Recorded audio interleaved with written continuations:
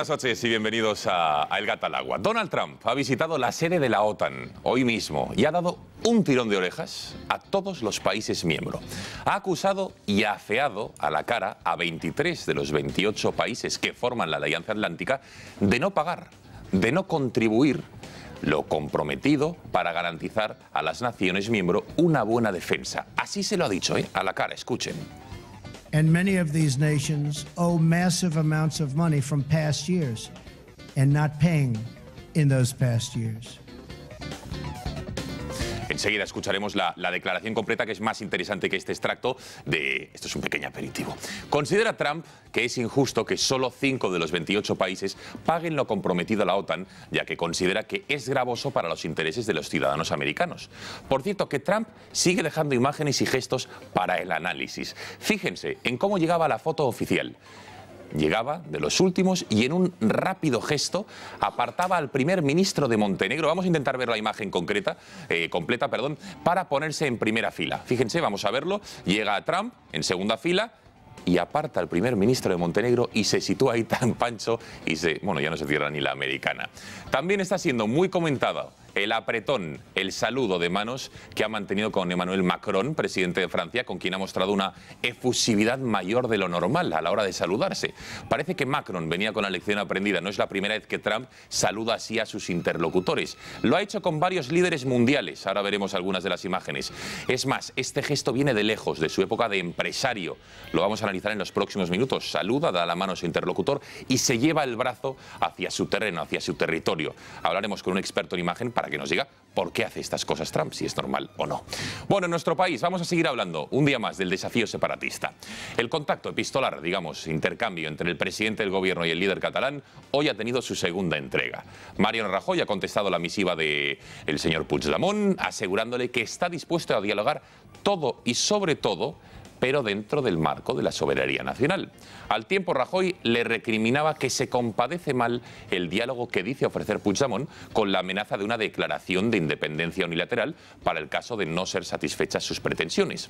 Horas más tarde, desde las jornadas del Círculo de Economía en Sitges, Puigdemont contestaba que sin diálogo no hay solución al conflicto.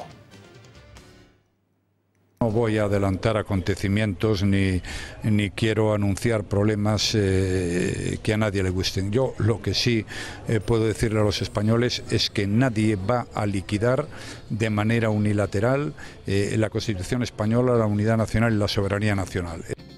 Resposta que, com vostès ja coneixen avui, he rebut en forma de carta del president del govern, a l'acord del govern de dimarts sol·licitant una reunió, no és la resposta que ni esperàvem nosaltres ni que serveix per resoldre o per encarrilar la resolució d'aquest desencontre.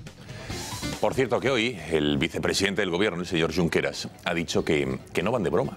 Que si se creen que con más cesiones, traspasos, el corredor mediterráneo, que con dinero van a parar en sus ansias de independencia, que están muy equivocados. Es decir, ha elevado el tono. Ha dicho que esto no es ninguna broma y que la independencia o los independentistas van muy en serio. Enseguida le escucharemos.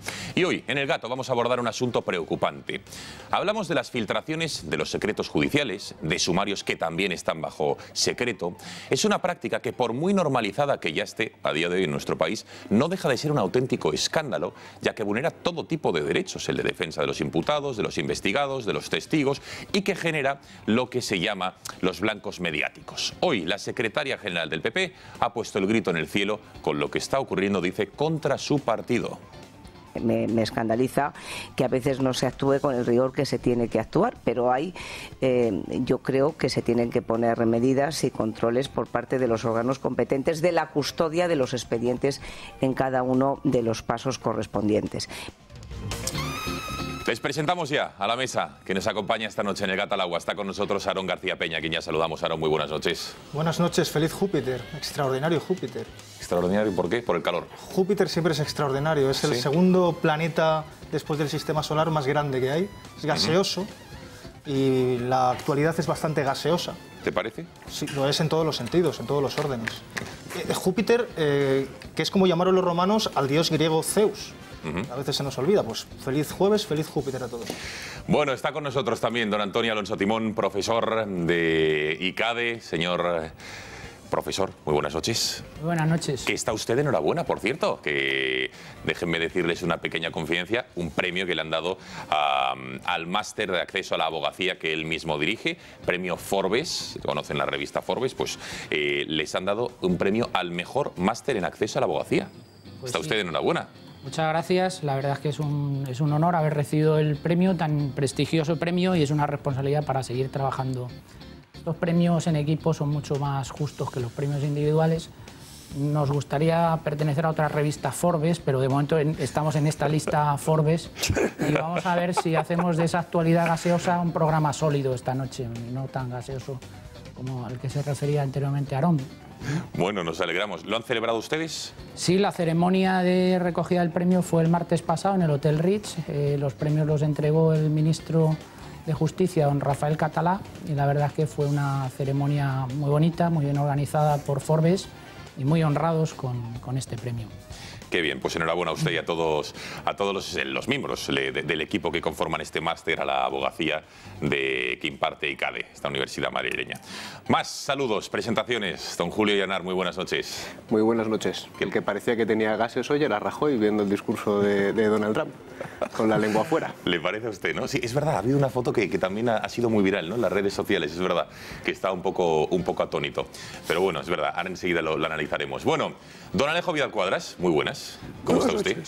De todas formas, un estado frecuente en Rajoy es el de la estupefacción.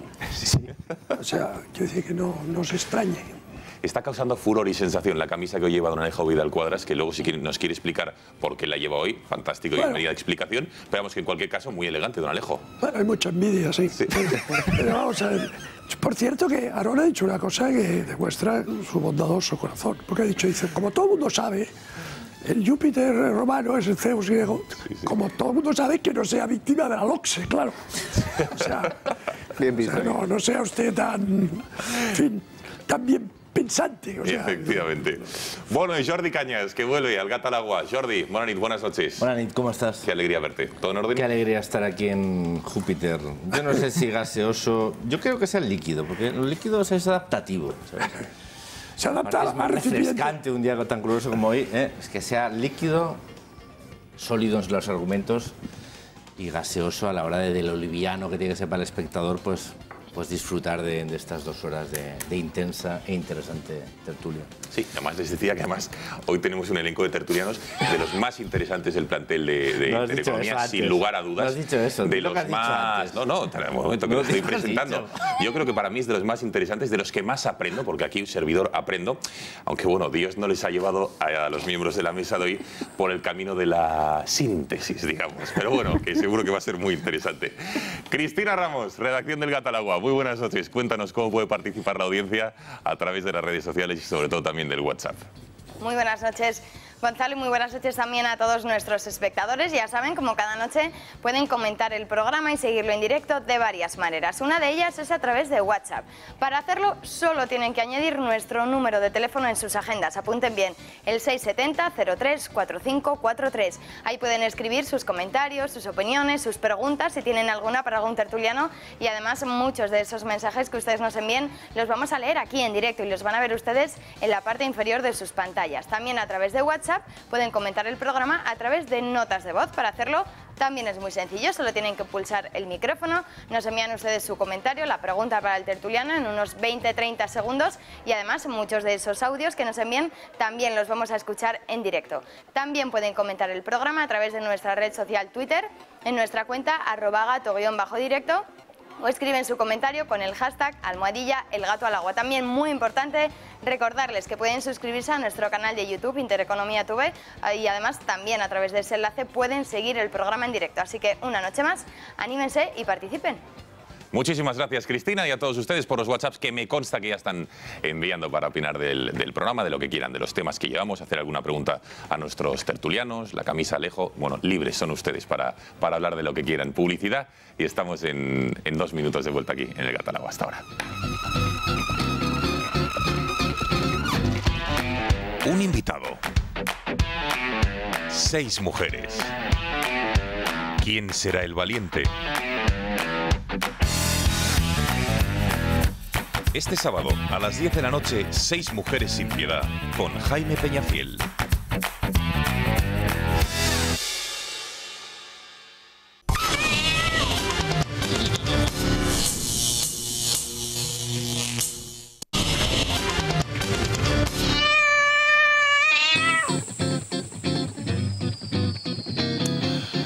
Aquí seguimos en el Gatalagua, pasan 14 minutos de las 10 de la noche y si les parece, después de esta distendida presentación, entramos ya en materia con lo que sin lugar a dudas es una de las noticias de la jornada. En ese periplo que está haciendo por Donald Trump, que visitaba Arabia Saudí, después iba a Israel, a Italia, Roma, el Vaticano, ha estado en Bruselas y ahí en el cuartel general de la OTAN se ha reunido con los miembros, los 28 países que conforman la organización transatlántica. Y ahí les ha dado un pequeño tirón de orejas. Entre otras cosas porque, como saben, Donald Trump viene quejándose, ya lo hacía en campaña electoral y también ya como presidente electo de Estados Unidos, de que su país contribuye más que ningún otro, además incluso ha dicho que la suma de todos los países restantes en fondos para garantizar la defensa de muchos de esos países, es decir, para garantizar la defensa de todos los países que forman la OTAN. Y les ha dicho, en ese tirón de orejas, que ya es hora de que empiecen a pagar lo que se comprometieron, que no es más que el 2% del Producto Interior Bruto en defensa, en gasto militar. Así ha sido la locución de Trump delante, insisto, de los 27 jefes de Estado que estaban ahí presentes. In saying that NATO members must finally contribute their fair share and meet their financial obligations. But 23 of the 28 member nations are still not paying what they should be paying and what they are supposed to be paying for their defense. This is not fair to the people and taxpayers of the United States. And many of these nations owe massive amounts of money from past years and not paying in those past years. And I never asked once what the new NATO headquarters cost. I refuse to do that. But it is beautiful. Fíjense también este último comentario, que no voy a preguntar cuánto costaba la nueva sede de la OTAN, porque se notaba que se había invertido mucho dinero en ello, pero que era muy bonita. Bueno, más allá de este tirón de orejas, que enseguida abordaremos, también Donald Trump ha centrado el tiro en lo que debe ser y lo que han intentado pactar los miembros, los 28 países miembros, que es intentar llegar antes de 2024 a ese 2% del PIB en inversión en defensa de cada país y también cómo afrontar la amenaza del terrorismo islamista que está azotando a Occidente. Lo veíamos el pasado lunes en Manchester. All people who cherish life must unite in finding, exposing and removing these killers and extremists. And yes, losers. They are losers. Wherever they exist in our societies, we must drive them out and never, ever let them back in. This call for driving out terrorism is a message I took to a historic gathering of Arab and Muslim leaders. La mochila. Bueno, esto, la cumbre de la OTAN. Ahora enseguida veremos los gestos, porque como les decía al comienzo, nos ha dejado varios gestos Donald Trump hoy en su visita a la OTAN, que desde luego merecen el análisis de un experto en comunicación no verbal, que no son nuevos, son de antes, pero sí que me gustaría un primer análisis sobre la contribución de cada uno de los 28 países a la OTAN, sobre si es justo o injusto este tirón de orejas que ha hecho Trump y la amenaza del Estado Islámico, los planes que han firmado hoy. Venga, ¿qué os parece? Bueno, yo creo que, a ver, él tiene un estilo, efectivamente, que es muy distinto al de su predecesor, ¿no? Yo recuerdo cuando llega a la Casa Blanca para el relevo, le está esperando, como es tradicional, el presidente saliente, en este caso Obama, con su mujer, y él llega con Melanie, ¿no? Y entonces se ve en los reportajes la misma escena cuando Obama sustituye a su vez a Bush y cuando ahora Trump reemplaza a Obama, ¿no? Entonces, cuando llega a la limusina y para delante de la puerta principal, entonces Obama baja por la puerta más próxima, de la puerta del coche más próxima a la puerta de la residencia, se espera a que Michelle Obama salga por la otra puerta, dé la vuelta al coche y cuando la tiene al lado, la coge delicadamente del brazo y adelantándola un palmo por delante de él, sube el pequeño tramo de escaleras hacia George W., que le está esperando con su mujer. Bueno, la misma escena con Trump. Ya está. Trump baja y sube. Y se olvida de... Y Melanie, que lleva el regalito tradicional también, que se suele hacer a la primera dama saliente, con su paquetito, trotando, o sea, como si Melanie no existiera. O sea, y hoy hemos visto, aquí al principio, cómo aparta al primer ministro de Montenegro. Hombre, Montenegro ya sabemos que no es una gran potencia mundial, pero tampoco es como para tratarle así. Lo aparta de un zarpazo y se pone delante. Es decir, es un estilo en el que él, como, vamos, encarnación del poder militar y económico, y en gran parte cultural más grande del mundo, pues lo demuestra de manera ostentosa, pero se lo demuestra a los demás jefes de Estado y Gobierno y se lo demuestra a su propia y doliente esposa, ¿no? Entonces, bueno, es un estilo que es patente, ¿no? Ahora, ha dicho una cosa que tiene razón. Tiene razón. El peso de la defensa de Occidente lo lleva Estados Unidos desde hace muchos años en una proporción que debe estar más equilibrada con el resto de miembros de la alianza. Y en eso hay que darle la razón. Hay que darle la razón porque efectivamente, hay que decir, muy pocos llegan al 2%, que es el mínimo que un país serio ha de dedicar a su defensa en tiempos como los actuales. Por tanto, en esa parte de su alocución le doy la razón. Y por último, no es verdad que no sepan lo que ha costado la nueva sede. Yo paso por delante de la nueva sede cuando voy a Bruselas casi todas las semanas. ¿Qué tal es? Es una cosa fastuosa. Pero, te digo una cosa, el presupuesto de la OTAN lo conocen perfectamente todos los miembros de la alianza y saben lo que ha costado hasta el último dólar. Entonces, por eso ha sido una butad que le ha puesto el speechwriter, le ha puesto ahí una gracieta. Porque sabe perfectamente lo que ha costado. A ver, realmente, o sea, yo creo que es muy relevante que sepamos, en el caso de Trump, empezar a distinguir el qué y el cómo, ¿no? Si yo el cómo, podemos, si queréis, entrar en el análisis un poco más, casi más profundo, pero yo creo que lo importante es el qué, ¿no? Entonces, el qué hay que analizarlo con calma. Trump lo que verbaliza es un hecho, es decir, había un compromiso por parte de los países que integran la Organización del Tratado del Atlántico Norte de destinar un 2% de su Producto Interior Bruto a defensa y seguridad. Y no lo han cumplido la mayoría de los países. Por los motivos, hay motivos que los justifican, que lo explican o que lo hacen entender. Bueno, situación de crisis económica, destinar los recursos al prioritario, pero había un compromiso de gasto en seguridad que tiene una parte de reversión muy importante en las industrias locales y que puede significar un motor tractor. Es decir, no es un gasto que no, es que gastamos un 2% del PIB en defensa. Bueno, está muy bien. Yo soy de aquellos que apuesta firmemente porque España destine el 2% del PIB en defensa. Sin ninguna duda. Porque España debe ser un país que tenga una presencia internacional, que sea confiable en sus compromisos como nación y que tiene que destinar aquello que es necesario para combatir ahora mismo un enemigo que no solo son los estados hostiles, sino además pues amenazas asimétricas como el terrorismo. Por lo tanto, la amenaza ya es más global, es más híbrida y tenemos que entender que como sociedad tenemos que destinar esos recursos y que tienen que tener una reversión para el conjunto de la sociedad. Bien.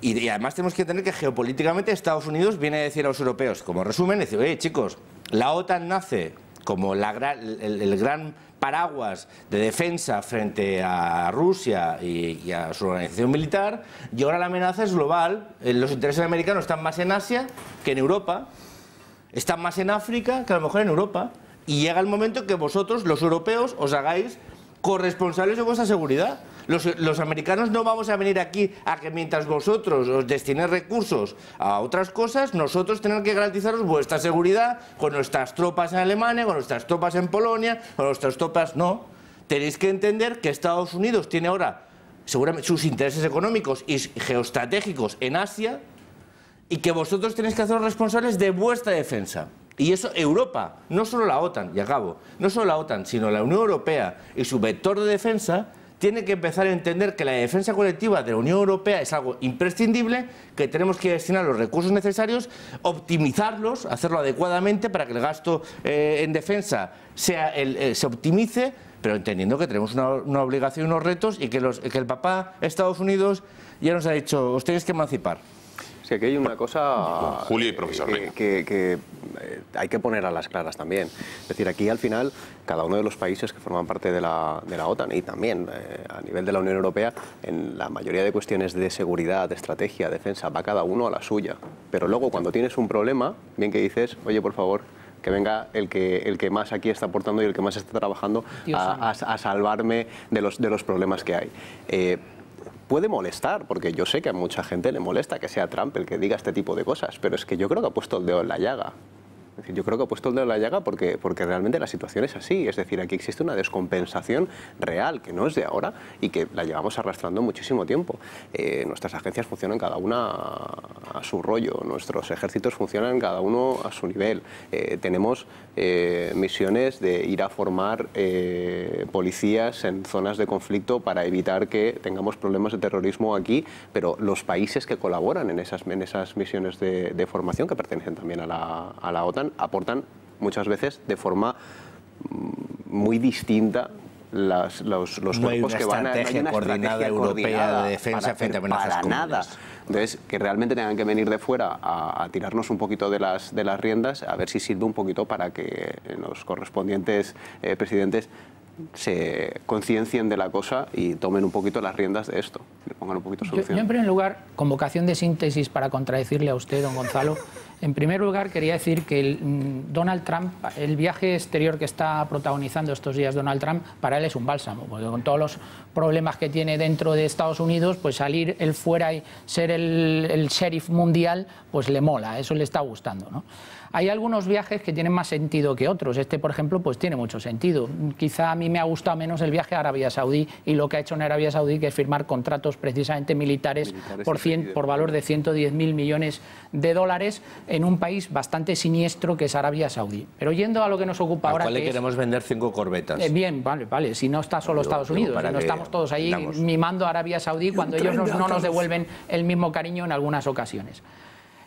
Concretamente, lo que ha sucedido en la OTAN es verdad. Yo creo que Jordi ha puesto el dedo en la llaga, decir que el escenario internacional ha cambiado. Pero claro, es que Estados Unidos ha pasado una postura que él se ha erigido por voluntad propia en el defensor de Europa. La política de defensa de Europa le ha correspondido a Estados Unidos después de la Segunda Guerra Mundial por voluntad propia de Estados Unidos durante la Guerra Fría. Y Estados Unidos era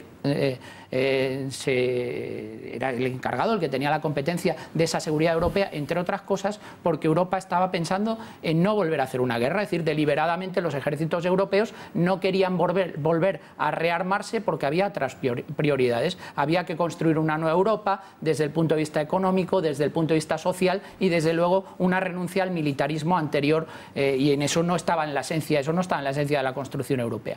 Pero el escenario internacional efectivamente ha cambiado.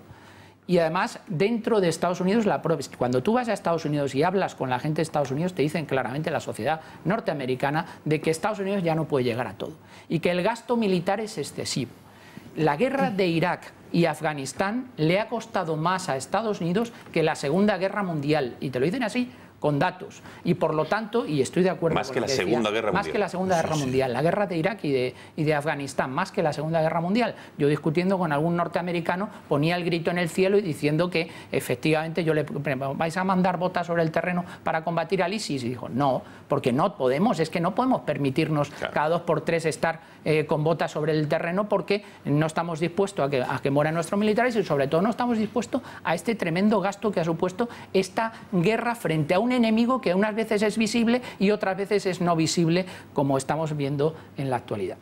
Y con esto termino. Decía, y decía anteriormente Jordi, yo coincido plenamente con él, Europa tiene que tomar la conciencia de que bueno, ya nos hemos estabilizado económicamente, no vamos a guerrear entre los europeos, tenemos unas sociedades europeas más o menos estables internamente, pero las amenazas de Europa están ahí. Y Europa tiene que emanciparse. Y sobre todo, perdona, con esto acabo, sobre todo Europa tiene que profundizar en lo que eran los 3 pilares esenciales de Maastricht. 2 de ellos no se ha profundizado, que era la defensa común y la política exterior. Y en eso todavía Europa está en mantillas. Sí, pero solo una puntuación. No, siempre muy breve, 10 segundos. Y además con un hecho que es novedoso y que va a ser definitivo, que es que el Reino Unido, que es la principal país que más destina defensa de la Unión Europea, se va. Y que tiene botonera nuclear. O sea, nos queda solo Francia, Alemania, y Alemania está por debajo incluso creo del 2%. O sea, que aparte de los que se gastaban más en defensa que los británicos, además se van y no van a pertenecer a ese futuro, espero, ejército europeo. Aaron. Sí, me parece que no es azaroso el empleo del término alocución que ha hecho Vidal Quadras, porque efectivamente eso es exactamente lo que pasó ayer. ¿Ayer? ¿Ayer? No, hoy. Esta tarde a las 4:30 esta tarde ha sido. No es que ayer también hubo una cosa parecida, esta tarde. Alocución significa discurso de una autoridad a sus inferiores. Acabamos de ver un discurso de jefe macarra. Es decir, que no ha tenido ningún pudor en decirle a los jefes de Estado que están haciendo mal las cosas. Les ha hecho un tirón de orejas, público. Eso no había pasado hasta ahora. Es bastante sorprendente. Pero sin embargo creo que debería hacérselo mirar, porque cuando habla de terrorismo y dice que están vencidos, a veces se nos olvida un poco y enlaza un poco con el tema de la realidad gaseosa. Crees que la ves, crees que la palpas, que es tangible, pero de repente la quieres tocar y es gas. Es una farsa. Lo que vimos ayer es una farsa. Perdón, lo que vimos hoy es una farsa. Y es una farsa porque Estados Unidos es el primer productor de armas del mundo. Y uno de los directamente máximos compradores, creo que es el segundo exactamente, es Arabia Saudí. Y Arabia Saudí es uno de los vendedores directamente de armas a ISIS.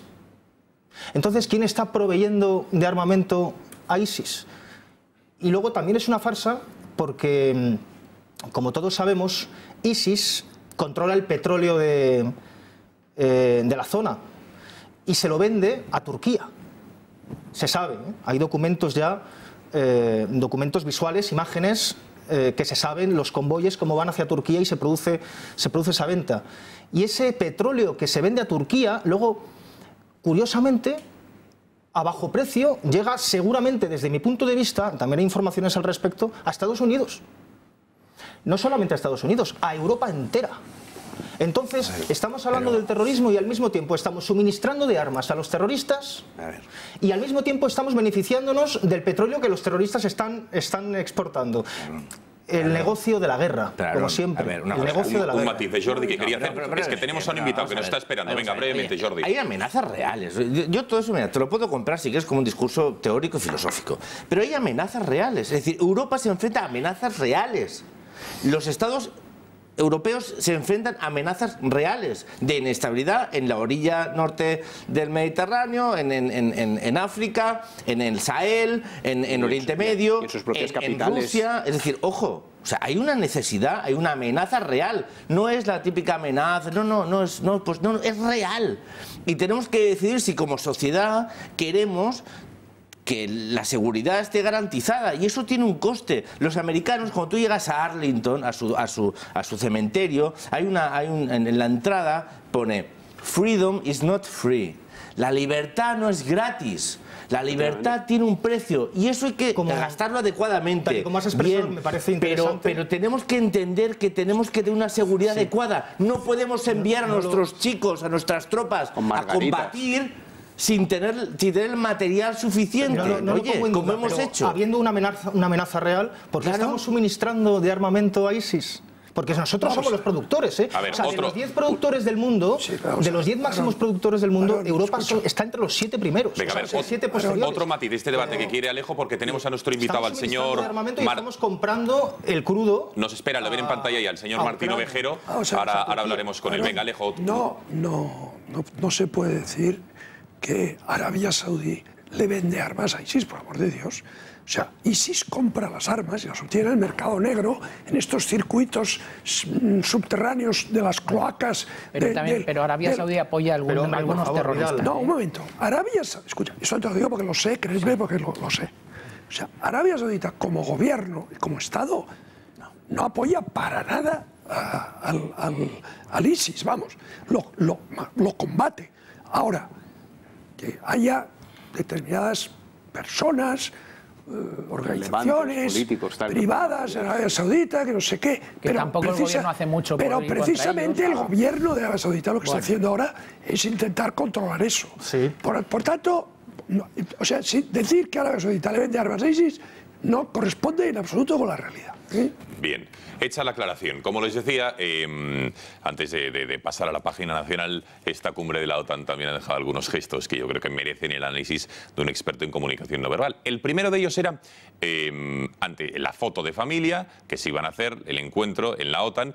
Trump venía un poco más rezagado, en una segunda fila, y atención, fíjense cómo apartaba de la primera línea al primer ministro de Montenegro. Fíjense, ahí está llegando Trump, le ven ahí detrás, y al señor del pelo blanco, que es el primer ministro de Montenegro, cómo la aparta y se sitúa en primera fila. Ha llegado el jefe. Y se pone, ha llegado el jefe, dicen efectivamente, y se pone a departir amistosamente con otros. Pero en fin, este gesto desde luego ha corrido como la pólvora por las redes sociales. Algunos hablan de manotazo, etcétera, etcétera, pero bueno, que sí que desde luego de una manera más impetuosa de lo normal se ha situado ahí. Y otro de los gestos que también está dando mucho de qué hablar ha sido el saludo que ha mantenido con Emmanuel Macron, el presidente de Francia. Fíjense en ese tira y afloja del apretón de manos muy clásico en Trump, el dar la mano y llevarse el brazo a su terreno, pero parece que Macron tenía ya la lección aprendida y le ha contrarrestado, ¿no? Bueno, de todos estos gestos queríamos un breve análisis de José Luis Martín Ovejero, que es experto en comunicación no verbal. Señor Martín Ovejero, muy buenas noches. Muy buenas noches, Gonzalo. Un saludo a toda la mesa, a todos tus compañeros. Trasladado, le están escuchando, o sea que ya lo han escuchado. Gracias por su saludo. Bueno, en primer lugar, no sé si ha tenido ocasión de ver el gesto de Trump con el primer ministro de Montenegro, cómo llegaba, le apartaba y se situaba en primera fila. ¿Lo ha podido ver? Sí, lo he visto, me ha resultado verdaderamente llamativo, porque no estamos acostumbrados a ver, sea quien sea, el primer ministro que aparta a otro. Evidentemente, ¿qué es lo que está? Es reflejando ese grado de dominio que tiene prácticamente en la mayoría de actos públicos que tiene con otros primeros ministros o presidentes. Y esto ha sido un ejemplo más. Yo creo que mucho más exagerado que en otras ocasiones. Bueno, ha llegado el jefe, decían por aquí incluso. Bueno, señor Martín Ovejero, más gestos. Ese apretón que hemos visto de manos. Ahora veremos otros históricos que ha tenido con otros líderes en la Casa Blanca, incluso cuando ya era empresario, que Donald Trump coge la mano y se lleva el brazo y la mano de su interlocutor a su terreno. Pero con Emmanuel Macron parece ser que ha tenido como un tira y afloja y parecía ni tú ni yo y era como una especie de combate, ¿no? ¿Cómo interpreta estos gestos? Sí, con Macron un poco ha sido, como muy bien has descrito, han sido un tira y afloja entre los dos. Yo creo que ya se le va conociendo a Donald Trump. Entonces los presidentes o los primeros ministros ya vienen un poco preparados para ese tirón que les puede pegar, como le pilló completamente sorprendido al primer ministro japonés, que fue verdaderamente sorprendente como lo hizo. ¿Qué ocurre? Pues que posteriormente los que están llegando a saludarle, yo creo que ya vienen un poco preparados y no permiten que le coman todo el espacio y que prácticamente les eche hacia su terreno. Bueno, estamos viendo efectivamente. Entonces, pero ahora el porqué, es decir, la imagen está clara, el gesto es claro, damos la mano, me llevo a mi terreno, pero ¿qué quiere transmitir Trump? ¿Una imagen de superioridad o de que es un señor aguerrido que va por todas? Sí. Porque ya lo hacía antes cuando era empresario, no solo ahora como presidente de la primera nación o potencia mundial. ¿Por qué lo hace? ¿Qué dice de su carácter, de su forma de ser? Sí. El significado del gesto es claramente de dominancia, es decir, es un gesto de dominio, un gesto de intentar someter físicamente a la persona a la que le da la mano, traerlo, digamos, hacia su territorio, porque si trae su cuerpo, puedes también traer su mente, que es dominancia, por encima de todo dominancia. Por encima de todo. Entonces, ¿qué le parece? Por ejemplo, el gesto de Trump, digo, de Macron, a lo mejor ya venía con la lección aprendida y ha dicho, no, yo no me quiero someter a Donald Trump, y por eso, o sea, a lo mejor, ¿cree usted que Macron ya venía con la lección aprendida y decir, a mí no me voy a someter a esta dominancia y por eso ese tira y afloja? ¿Cómo podemos interpretarlo? Sí, creo que puede venir con la lección aprendida de la misma manera que llegó con la lección aprendida el primer ministro de Canadá, que fue verdaderamente sorprendente, como cuando le va a dar la mano, ellos están de pie y le invade su espacio físico, le coge de su hombro derecho y entonces le impide que le dé esos tirones a los que nos tiene acostumbrados a ver Donald Trump a las personas a las que saluda. Con Macron creo que pasa algo parecido, solo que sentados, y que efectivamente viene preparado y dice, bueno, vamos a estar de igual a igual y aquí ni dominantes ni dominados. No, incluso ahora estamos viendo el saludo ya sentados, no el de la cumbre, que ahora lo vamos a volver a ver, de Macron con Donald Trump. Incluso Macron le mira fijamente durante esos 5 segundos a los ojos, no le quita, no pierde, digamos, el contacto visual y se nota que es un apretón fuerte. Incluso en la otra imagen, Macron le coge el brazo a Trump y hace como que le intenta soltar, ¿no? Sí, con la mirada decimos muchísimo. Es decir, con la mirada podemos tener una mirada más de vergüenza si la echamos hacia abajo, una mirada mucho más altiva, con la barbilla alta, que justamente es esa barbilla alta la que tiene también Donald Trump cuando aparta al primer ministro de Macedonia, exactamente la misma barbilla alta. Y tenemos el caso de Macron, que es lo que hay, es un auténtico duelo de miradas. Es decir, ni tú me vas a intimidar, ni yo te voy a intimidar. Vamos a estar entre iguales. Bueno, ya por último, señor Martín Ovejero, ¿qué le parece más poses de Trump? El hecho de que, por ejemplo, esas corbatas largas que lleva, el que nunca se abroche la chaqueta. Incluso Alejo hablaba del gesto que tuvo el día que ganó las elecciones y fue a visitar a Barack Obama en la Casa Blanca, como él empezó a subir las escaleras y se olvidó, digamos, no sé si intencionadamente no de su mujer, pero este hombre transmite mucho con los gestos, no sé si a propósito o es que los descuida. Bueno, en primer lugar, dar mi enhorabuena a Alejo Vidal Quadras porque lo ha descrito antes perfectamente. Lo estábamos todos viendo y yo recordaba ese momento en el que salían del coche oficial ya para entrar en la Casa Blanca. Vamos a describirle con una palabra que le resume perfectamente a Donald Trump. Es la naturalidad por encima de todo. Y él es así. Es decir, no lo trae preparado ni mucho menos. A él le sale de lo más profundo comportarse de esa manera. Y entonces, ¿qué ocurre? Pues que al no llevarlo preparado, de vez en cuando se olvida de la mujer o en otras ocasiones trata de darle la mano, pero ella no quiere, como hemos estado viendo ayer y anteayer también, y es que es pura naturalidad. Así de claro, a la gente le gustará más o le gustará menos. No se abrocha la corbata, no se abrocha la chaqueta, lleva la corbata como quiere. Él es así.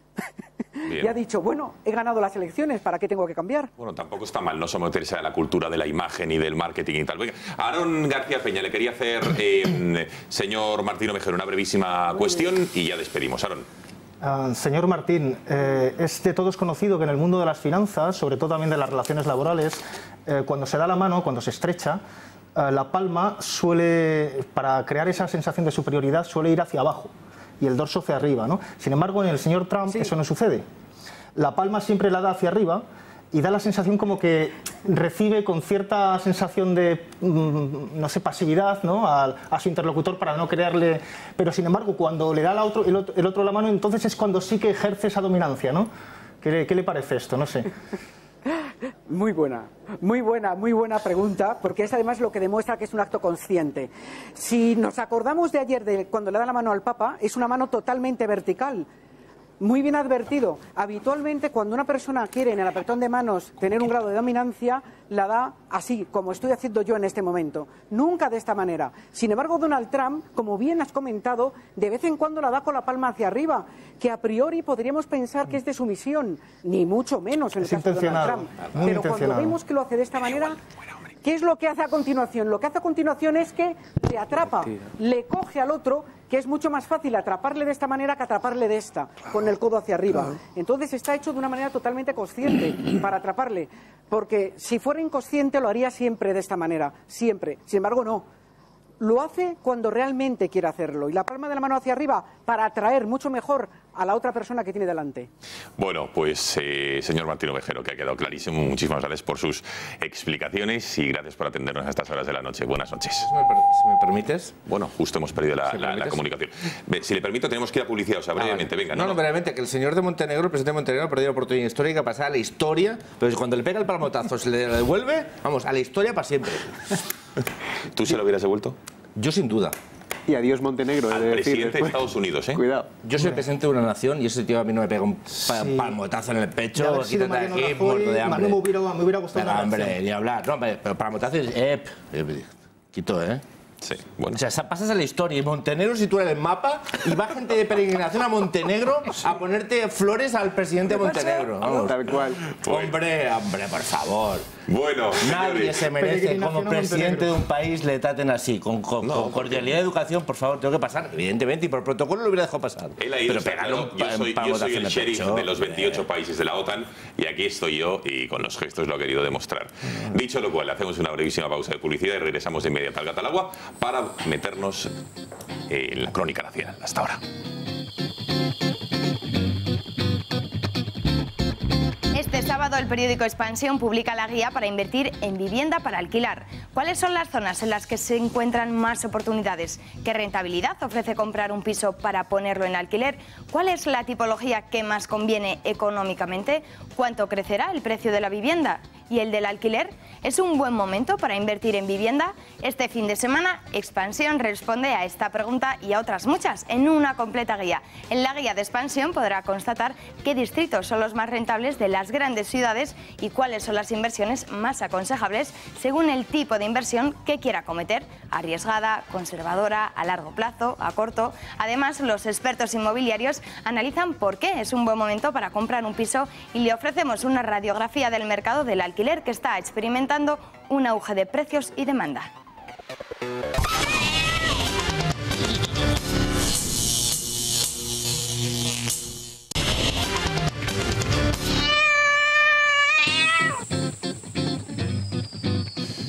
Aquí seguimos en el Gatalagua después de estas pinceladas de la crónica internacional que de alguna manera, más allá del chascarrillo de cómo es Donald Trump en sus formas, en sus gestos, en su manera de dirigirse al resto de jefes de Estado de otros países, también el mensaje ha sido claro e inequívoco sobre que deben empezar a invertir lo que han prometido en gasto militar, en defensa, para empezar a defenderse porque Estados Unidos no siempre va a estar ahí.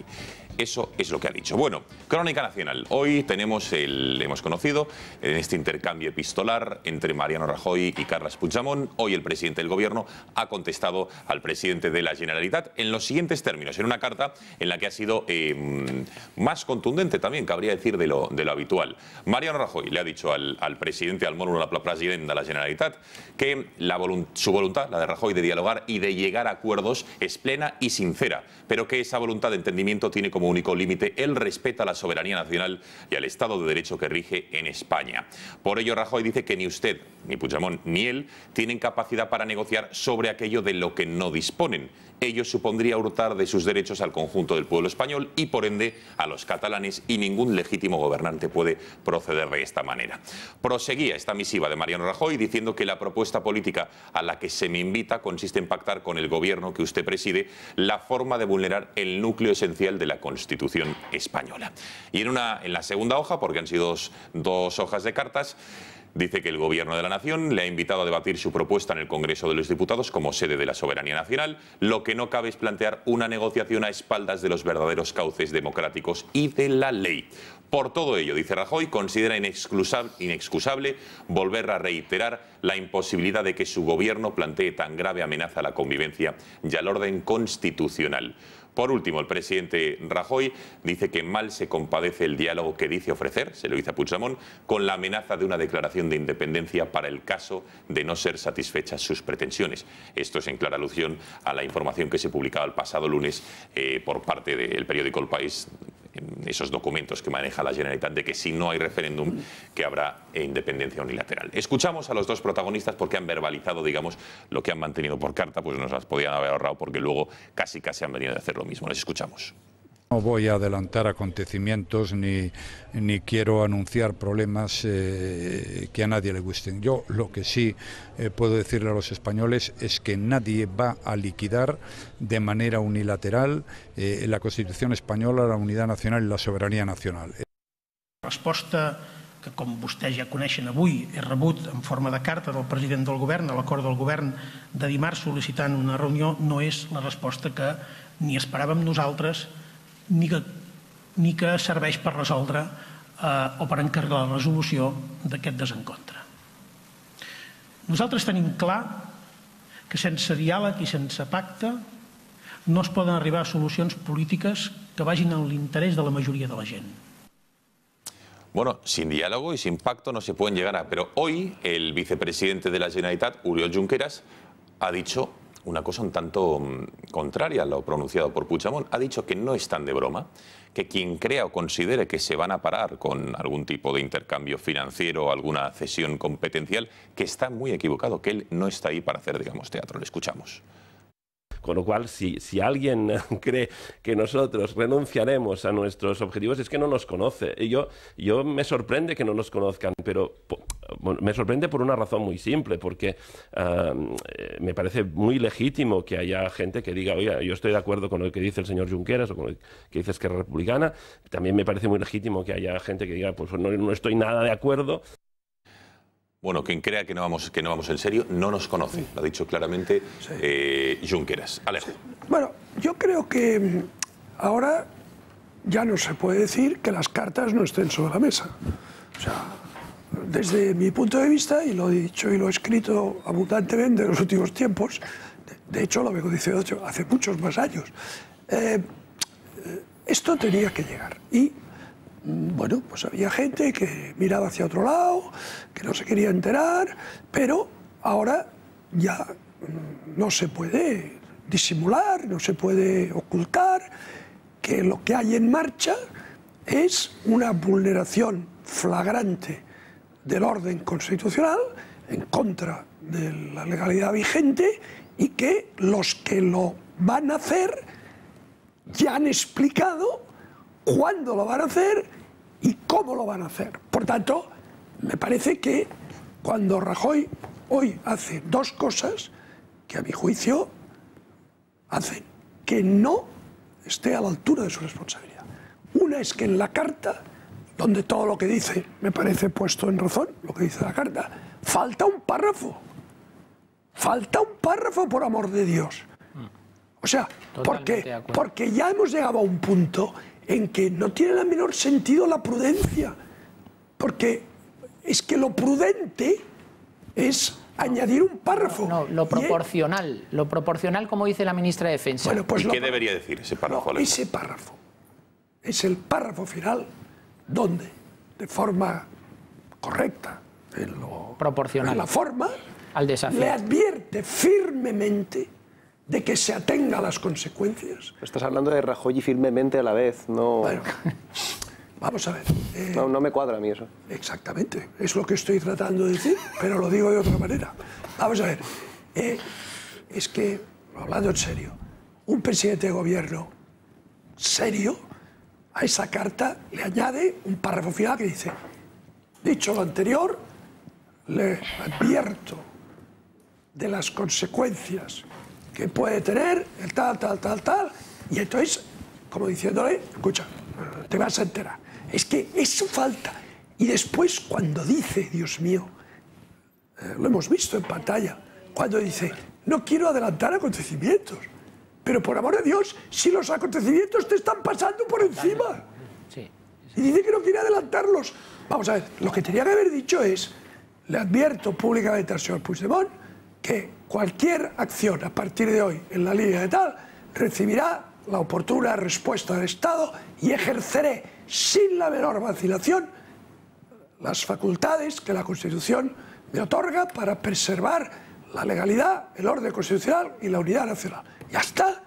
¿Tanto le cuesta decirlo? Sí, a los hechos nos Fíjate, Alejo decía, lo vengo diciendo desde hace años y ahora estaba recordando que hace años, no sé si en el año 2008, hace 9 años, 10, cuando dejó caer Alejo, oye, si siguen así, llega un extremo que ya veremos y que vamos a llegar y demás, pues en el momento dado habló del 155, habló de la Guardia Civil, no entrando por la diagonal con tanquetas, pero sí, oye, intervención de determinadas competencias o lo que sea, que fuiste titular al día siguiente, Alejo Vidal Quadras propone enviar a la Guardia Civil a Cataluña, y a día de hoy ya... ¿qué? ¿Sabes lo que dije? ¿Qué? Dije que un alto mando... Pero te acuerdas de esa polémica, ¿no? Dije que llegaría el momento, y es que los hechos me están dando la razón al 100%, dije, llegará un momento en que se tendrá que enviar, dije, me acuerdo, a un alto mando de la Policía Nacional o de la Guardia Civil que tome el mando de los Mozos de Escuadra. ¿Dije eso? Total. No dije nada de... y me dijeron los tanques, no sé qué. Bueno. Dije, ¿sabes lo que dije? Dije simplemente llegará un momento en que se hará cumplir la ley. Eso es lo que dije. Aaron. Yo cada vez que veo a Puigdemont o a Mariano Rajoy hacer política, pienso que Dios existe cuando menos falta hace. Estamos ante una pareidolia, un engaño de la mente. Algo que creemos ver pero no existe. Y están además utilizando un extraordinario género que es el género epistolar para no entenderse, para escenificar que realmente no quieren debatir nada. Están escenificando una burla, una farsa. Volvemos una vez más a este Júpiter gaseoso. Es una farsa. Y lo están haciendo los dos. Y además estamos ante dos extraordinarios ejemplos de celícolas, habitantes del cielo. Son habitantes del cielo, no tocan la tierra. Están hablando de qué están hablando. Primero, Puigdemont dice que es republicano y sin embargo subyuga una voluntad ciudadana a una supuesta voluntad territorial. Por un lado, es un celícola. Y por otro lado tenemos a Mariano Rajoy, que dice que no cree en las fronteras. Y al mismo tiempo que dice que no cree en las fronteras, pues no se sabe muy bien qué está haciendo con esta supuesta frontera que se está intentando crear. Porque claro, tampoco creía en las suyas, tampoco creía en las fronteras españolas. No sé, dice la carta que no, dice que no a Puigdemont porque amenaza la convivencia. ¿Cómo que amenaza la convivencia? O sea, que si me vienen a robar, te digo que no porque amenazas la convivencia. De verdad, es una pareidolia, nada de lo que pasa es real, es toda una farsa. Y a mí me empieza a cansar, como izquierdista y como republicano, me avergüenzo, por supuesto, de los dos, que en este caso son de derechas, pero también de parte de la izquierda que está haciendo el mismo ridículo. Junqueras es de izquierdas, y aquí yo creo que ya no es ni derecha parte de la izquierda que está haciendo el mismo ridículo. Van todos juntos. Profesor.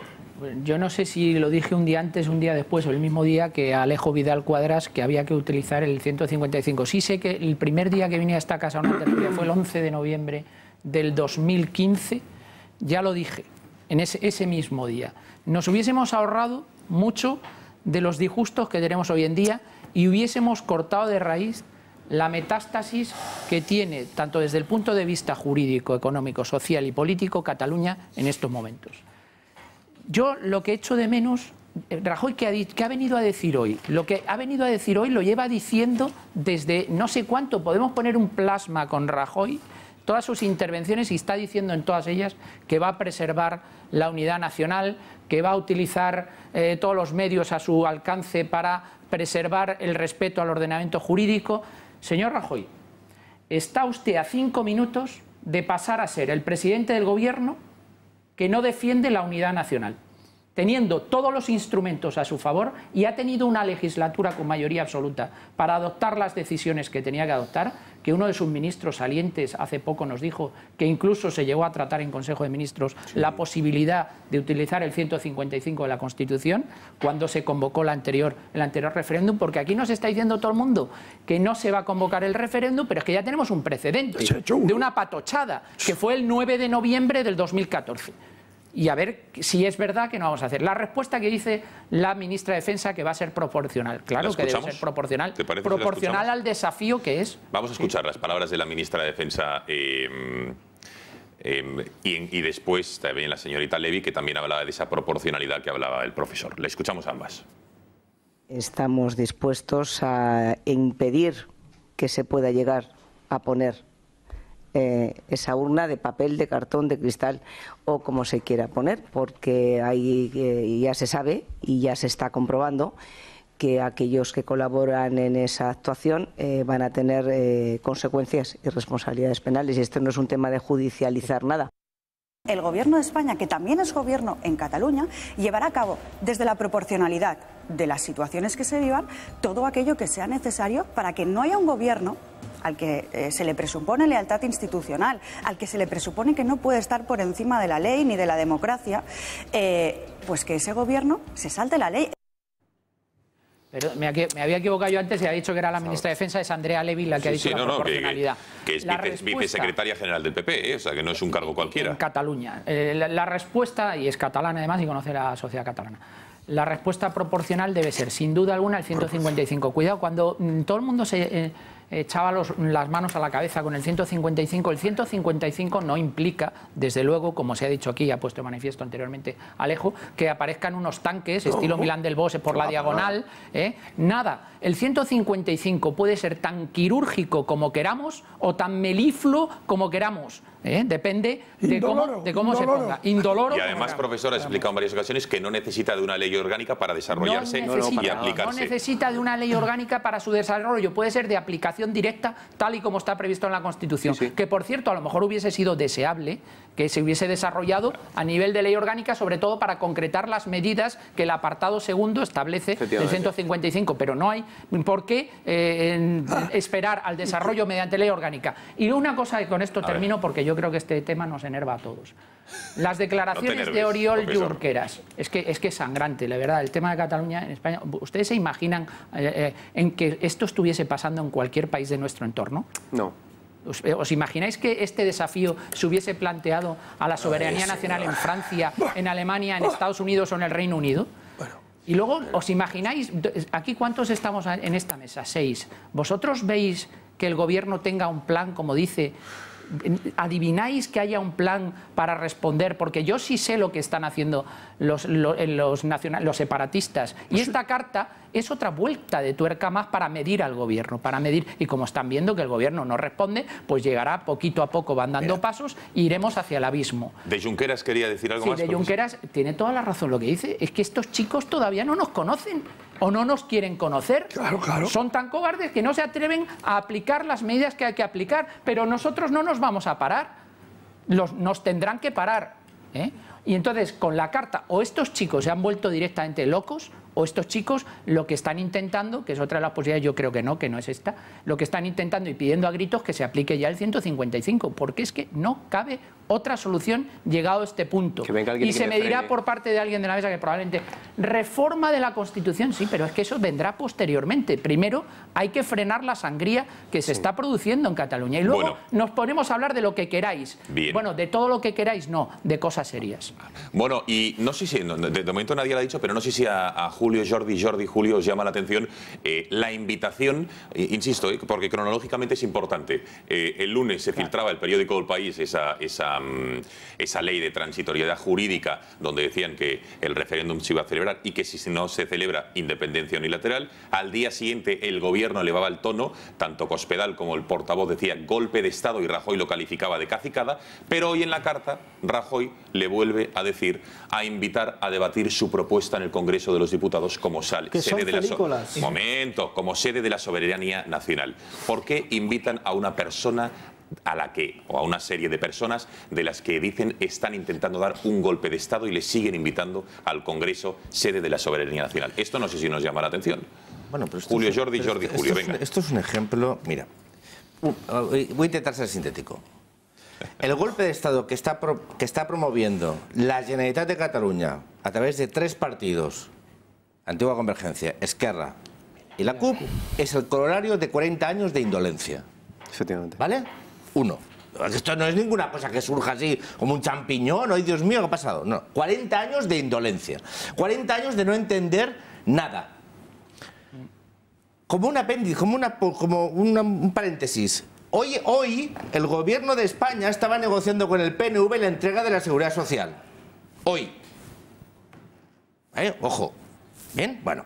Entonces, en Cataluña hay un gobierno que es parte del Estado, la Generalitat de Cataluña, no Cataluña, como decía Oizoido.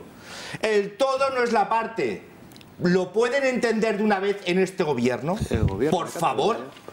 ¿Se puede entender desde el conjunto de España que no es Cataluña la que se hace un desafío al gobierno de España, que no es Cataluña la que está retando la Constitución, sino que es un gobierno y 3 partidos políticos que son el 48% de la población?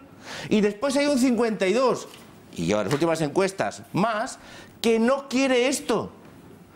¿Puede el señor Mariano Rajoy dejar de hablar a los que quieren violentar el orden constitucional, los que quieren corromper la convivencia en España, y empezar a dirigirse a esa mayoría de catalanes desamparados que quieren un mensaje de certeza? ¿Puede el señor Rajoy, en vez de decir, no vamos, o la señora Cospedal, que no sé qué Cospedal, bueno, pedal, en fin, Que diga, mira, por cierto, la última encuesta, a favor de esa independencia unilateral, muy bien, en contra ya más del 61%, bueno, y de esa ley de desconexión que están preparando, en contra el 67%. Pues puede el gobierno de España, que es de todos los españoles, dirigirse a esa mayoría de catalanes y decirle, no os preocupéis, catalanes, no se preocupen ustedes, vamos a garantizarles sus derechos y libertades que la Constitución española ampara. Y aquellos que quieran vulnerarla por carta, por SMS, con señales de humo, con lo que les dé la gana de decirle, mira, pero esto es una democracia y aquí hay unos cauces democráticos para debatir de cualquier cosa, aunque no se puede aprobar cualquier cosa. Se puede debatir prácticamente de cualquiera, pero hay unos cauces democráticos para cambiar cualquier cosa. Si no es así, que eso coincido plenamente con Vidal Quadras, con nuestro querido Vidal Quadras, si no es así, aténgase usted las consecuencias, que le voy a explicar cuáles van a ser.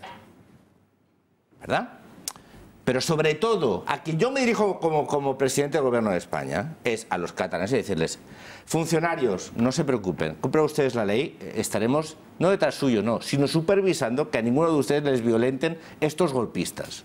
Ciudadanos de Cataluña, tranquilos, sus derechos y libertades estarán garantizados por el Gobierno de España, que yo soy el presidente. Es decir, un mensaje positivo, pero asumiendo el reto, asumiendo que quieren dar un golpe de Estado, que van a ir hasta el final, que seguramente nos vamos a encontrar en el próximo trimestre, especialmente en agosto, segunda quincena de agosto, con un lío monumental político en España, que puede tener unas consecuencias que Dios quiera que no evolucionen hacia un tipo de conflicto. En agosto, precisamente por eso. Por eso lo hacen. Por eso lo hacen. Habrá juzgados de guardia. Para acabar, para que veáis que no intento alargarme mucho más. Yo soy ciudadano catalán y soy ciudadano español. Yo le exijo a mi gobierno que me garantice que mis derechos y libertades están amparados por la acción de mi gobierno. Exijo a la justicia que haga cumplir la ley. Le exijo a mis gobernantes que lo cumplan. Y de no ser así, que se atengan a las consecuencias. ¿Cuáles? Aquellas que marca la ley. ¿Hasta dónde? Hasta las últimas consecuencias. Eso no es violencia, no, eso es la defensa de unos principios democráticos que nos ha costado mucho al conjunto de los españoles tener. Y para acabar, tú has visto a Trump hoy lo que hacía, ¿no? Con el Macron, le daba la mano y hacía pum, pum, pum. Bueno, ¿sabes lo que tiene que hacer el presidente del Gobierno de España cuando da la mano? Decir, ojo que me está haciendo nos damos la mano. Ojo, no, nos damos la mano, porque yo te respeto porque eres el principal representante del Estado en Cataluña, pero tú vas a cumplir la ley. ¿Lo has entendido? Sí. Pues yo te lo voy a hacer entender. Sí, pero aquí tenemos... Julio, que falta, Julio, por opinar en esta ronda. Aquí tenemos una situación bastante, yo creo que anómala.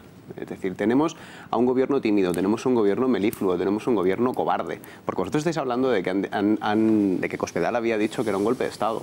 Ayer. Pero no, es que Cospedal dice que si fueran militares estaríamos hablando de que se estaba dando un golpe de Estado. Cuidado, es que lo matiza. Hay 16.000 personas con armas en Cataluña. Ya. Pero es que pone, es que no tiene absolutamente nada que ver. Es decir, no tiene nada que ver. Un golpe de Estado lo pueden dar sin necesidad de ningún tipo de militares, señora. O sea, aclárese usted los principios. No diga, es que es como una especie de golpe de Estado de segunda. No. Esto es un golpe de Estado de primera y con todas las consecuencias. Es decir, Alejo esperaba directamente que hubiera un nuevo párrafo en esa carta. Yo es que no esperaba que hubiera directamente una carta. Es que tú no puedes estar... Antes de la carta, vamos a escuchar lo que decía Cospedal, o al menos un extracto de ello para aclarar exactamente qué es lo que dijo, a ver si está completa y si no, luego Julio nos lo matiza. Venga, ayer Cospedal, respuesta a esas publicaciones del País. Amenazar constantemente al Estado y amenazarlo en el sentido de decir, vamos a terminar con el Estado que tenemos hoy. Si estuviéramos en otro país, en otras circunstancias, y a lo mejor no estuviéramos hablando de políticos, estaríamos hablando de un intento de golpe de Estado. ¿Vale? Es decir, si estuviéramos en otro país, en otras circunstancias, y no estuviéramos hablando de políticos. Pero, ¿qué tiene que ver? ¿Que los políticos no pueden dar un golpe de Estado? Es decir, estas personas no llevan dando un golpe de Estado continuado desde hace años. Julio, Jordi, Vidal, profesor... Pero es que no he terminado, Aarón, no he terminado. Es decir, es que aquí tenemos una situación en la que estamos esperando todos de un gobierno algo que un gobierno no ha hecho. En ningún momento, y no lo va a hacer. Es decir, con estas declaraciones, además de Levy, de que si tenemos que actuar, lo haremos dentro de la proporcionalidad. Pero estamos en una situación... Lo cual significa que no están en modo inacción. No os habéis en modo no hacer nada. Es que no os habéis enterado. A Levy, después de estas declaraciones, la han llamado de una radio catalana, RACU. Y le han dicho, ¿qué quieres decir con esto? ¿Que vais a emplear violencia? No, yo no he dicho eso. No, por favor, no. Que estamos en ello, para joder. nada, no tiene nada que ver. ¿Cómo? Pues vamos a ver. Es que estamos en ello. El Estado va a garantizar con cualquier... El Estado no va a garantizar nada. No, debe garantizarlo. Oye, eso es distinto. O sea, yo quiero... Eso es distinto. No, es una amenaza al Estado. Es una amenaza al Estado y es una amenaza a la ciudadanía de Cataluña. Oye, claro que sí. Vamos a ver. Pero un segundo, porque diferencia. Julio introdució un elemento que dice, claro, de Rajoy, que no se espera esa determinación para frenar. Pero es que, entonces, ¿de quién se debería esperar? Una respuesta para eso. Porque vamos, por ejemplo, a quien aspira a estar en la Moncloa y también a gestionar y hacer frente a este desafío, que podría ser perfectamente el Partido Socialista con Pedro Sánchez a la cabeza, pero fíjense, por ejemplo, lo que ha dicho hoy o lo que han insinuado en el 39º Congreso Federal. Va a proponer el reconocimiento del carácter plurinacional del Estado apuntado en el artículo 2 de la Constitución. Con lo cual, si esta es si Rajoy no da la respuesta que debe, ¿quién la va a dar? ¿Pedro Sánchez, Julio? No la va a dar, no la va a dar Pedro Sánchez ni la va a dar Rajoy. Es que estamos hablando... Pero vamos a ver, chicos. Sí, pues casi. Tenemos un problema a la hora de tener que oír lo que dice el gobierno y de interpretar solo lo que queremos, ¿vale?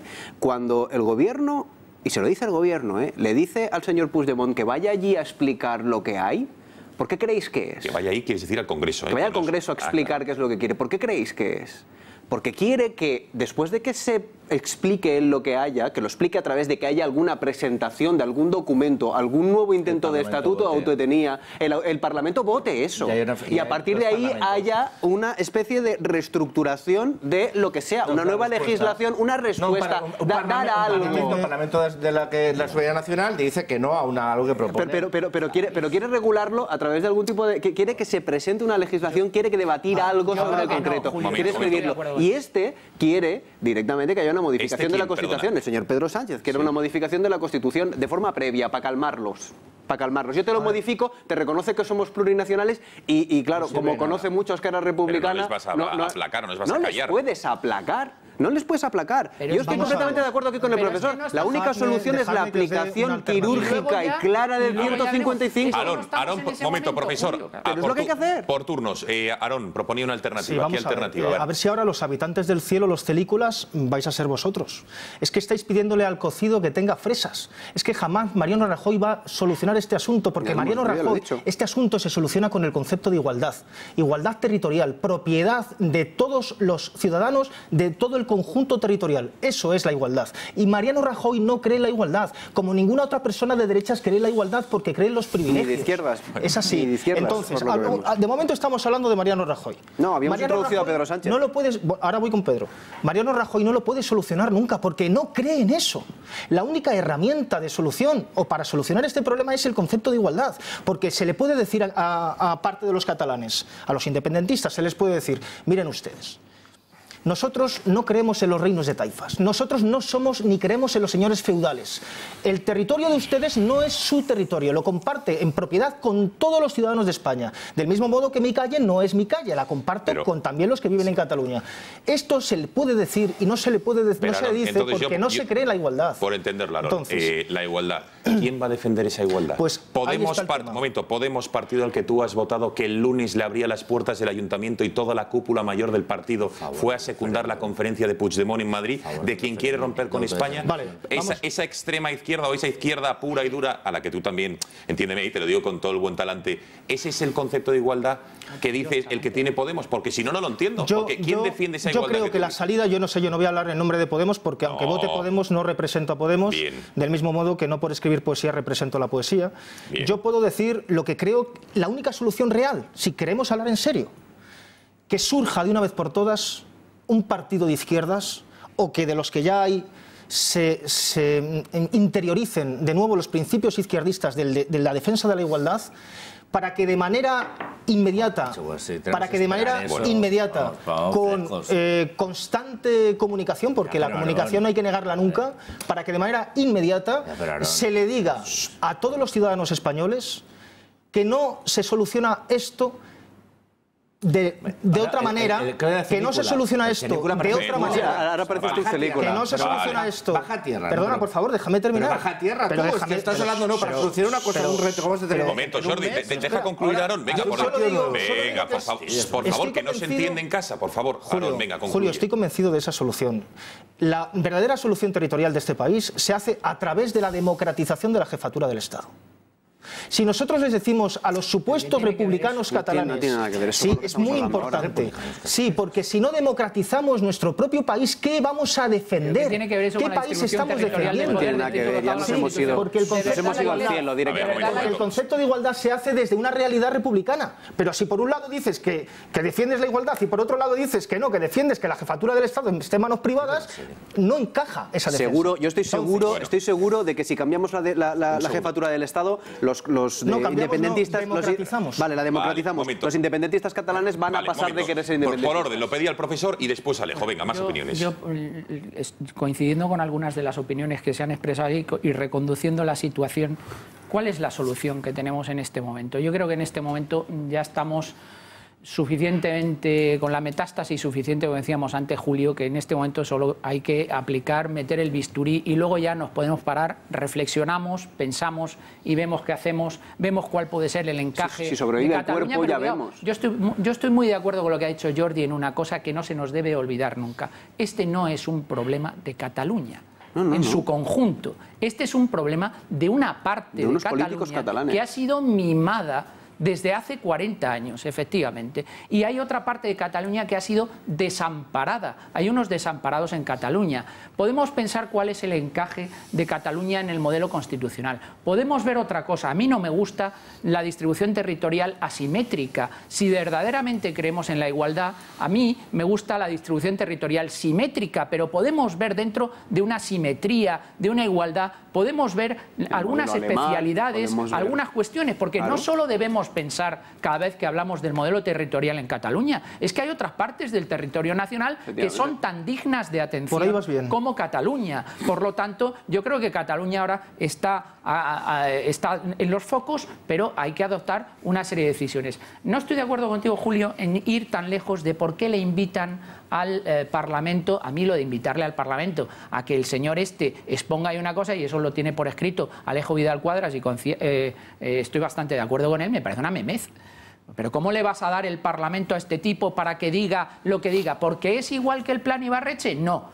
No estamos en el mismo momento que el plan Ibarretxe. Ahí está el error del gobierno. Se presentó en el gobierno, se inadmitió al IMINE y afortunadamente el Partido Nacionalista Vasco se dio cuenta de dónde se estaba metiendo y paró. Pero no estamos en las mismas circunstancias. ¿Pero quién lo está elevando a esa situación? ¿Quién le está poniendo al mismo nivel? ¿Quién está dándole a estos nacionalistas el mismo pábulo que se le dio en aquel momento a aquello? El propio gobierno invitándolo al Parlamento. Los nacionalistas se entienden.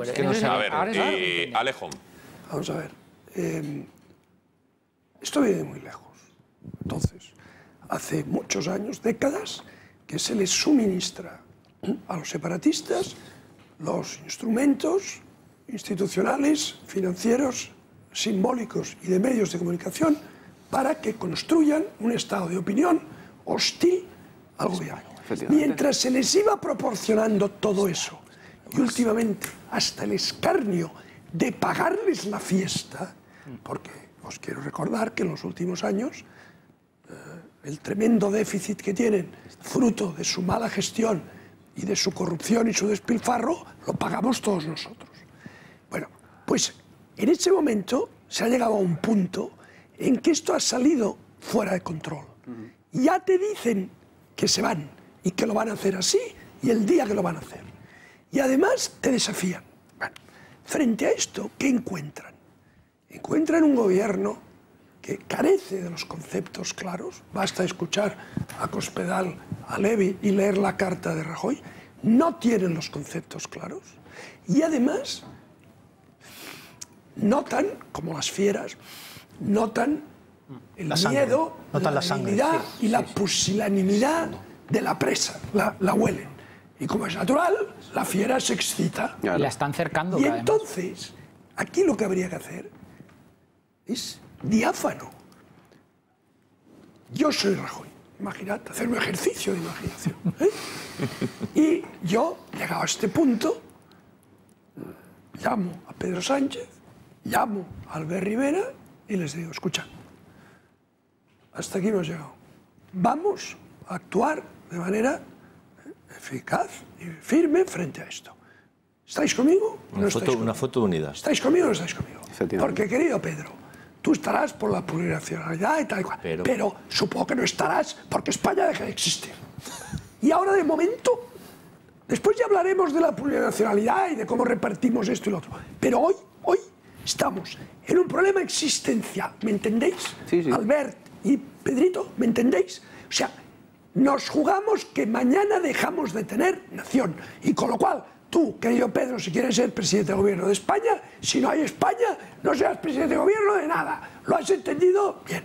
Albert, muchacho, tú vienes de Cataluña y en esto parece que siempre has sido firme y has tenido la visión clara del asunto. Estás conmigo. Yo creo que Rivera le diría, estoy contigo. Yo creo. ¿Qué le diría a Pedro? Y el otro, Sánchez segundo. Según como se lo expliques, ¿vale? Pues si le explicas lo del trono, yo creo que por lo ejemplo, entiende, diciéndole lo que le acabo de decir yo. Es decir, oye, es que no serás nunca presidente de nada porque no habrá nada que puedas presidir. O sea que, estáis conmigo. Y todos los dos estamos contigo. Muy bien. Vamos a dar hora de prensa, los tres. ¿Vale? Y salimos. Todos los periodistas, teles, del mundo entero. He hablado con el líder de la oposición y he hablado con el siguiente, el cuarto partido tal. Y queremos hacer una declaración conjunta. Si se produce a partir de mañana cualquier acción, por nimia que sea, en la línea tal, aplicaremos de manera inmediata el artículo 155 de la Constitución. La Generalitat de Cataluña será intervenida, el Estado tomará el control de sus instituciones hasta que, restaurada la ley y el orden constitucional, se pueda volver a la normalidad. ¿Y pasaría algo? Ya está. ¿No pasaría? Ya está. Absolutamente. Mira qué fácil. Habláis de España. Entonces los otros que les conozco como los conoce Jordi. Salen corriendo. Sí. Los otros que les conozco como si los hubiera traído al mundo. Sí, sí, sí. Oyen eso y ven a los tres allí. Y se cuadran. No es que se cuadran, es que se funden. Mira. Y al día siguiente verías como estos chulitos. Hombre, no, tal. No llegaremos a esto a Mira, este punto. muy rápido. ¿Entiendes? Yo lo que ver, quiero... Jordi. Claro, han de creer que lo vas a hacer. Mira, y hoy no lo creen. A ver, Hoy no lo Jordi, creen. Yo como Pero con catalán, amenazas- yo como Un catalán, segundo, yo Jordi, como a ver. catalán y como español, y como ciudadano español, sobre todo, lo que exijo en mi gobierno es que frente a aquellos que utilizan la soberbia, la prepotencia y el matonismo con los ciudadanos de Cataluña, con sus funcionarios, con servidores públicos, el gobierno de España me tranquilice, me dé certezas y sobre todo Y te proteja. me permita que en Cataluña deje de existir esa sensación que a mí me rompe el corazón, que tanta gente me para por la calle y está con desazón, desamparada y con miedo. Que en el año 2017, en España, te pare un ciudadano y te pregunte, Jordi, ¿qué va a pasar? ¿Qué me va a pasar a mí? ¿Voy a dejar de ser español? ¿Me van a quitar mi pensión? ¿Qué va a pasar? Que esto pueda imaginarse es porque hay un problema que el gobierno de España, el conjunto de sus instituciones, incluida la monarquía, que es la unidad, el símbolo de la unidad, no da certezas y garantías a los ciudadanos de Cataluña de que van a seguir siendo ciudadanos con derechos y libertades, es decir, ciudadanos españoles. Amén. Bueno, es un tema desde luego muy interesante. En las últimas noches en el Catalagua estamos debatiendo, pese al hartazgo, porque Jordi habla de preocupación, pero también en otras partes España está creando muchos ciudadanos en España, y esto es una evidencia, se están hartando. Y no nos gustaría que por culpa de algunos independentistas, algunos ya dijesen, oye, mira, lo mejor apaga y vámonos, que se vayan, que nos dejen en paz, tal. Y muchos catalanes, la mayoría, como les acabamos de demostrar con las encuestas, pagarían justos por pecadores. Pero bueno, nosotros, desde el debate constructivo de las ideas para dar soluciones, vamos a seguir abordando esta preocupante situación que vive nuestro país, porque nos jugamos el futuro, sin lugar a dudas.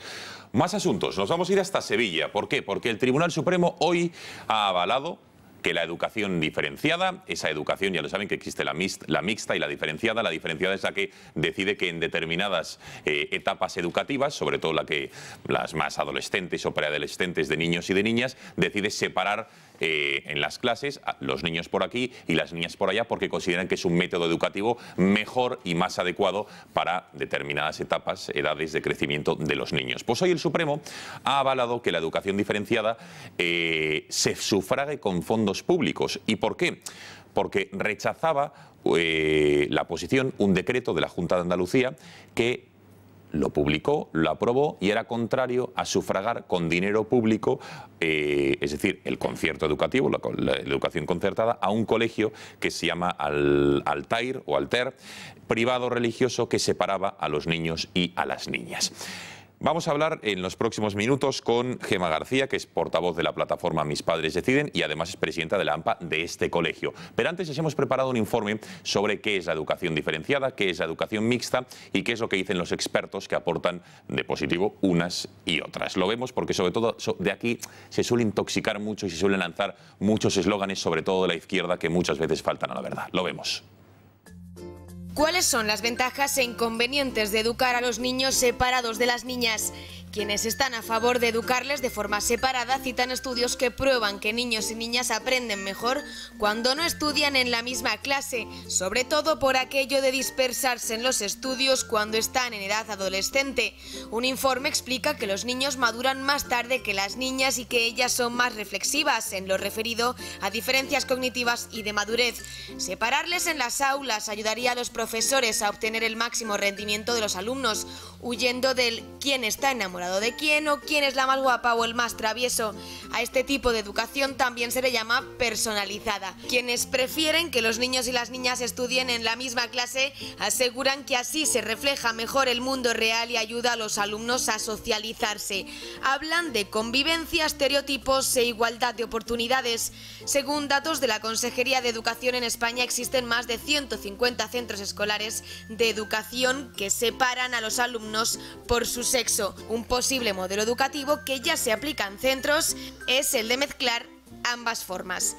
De 0 a 10 años durante la educación infantil que sea mixta. En la ESO de 10 a 16 años diferenciada para facilitar el aprendizaje. Y de 16 a 18 en bachillerato de forma mixta de nuevo. Una ampliación del abanico educativo para que los padres puedan elegir sobre este desafío del siglo XXI.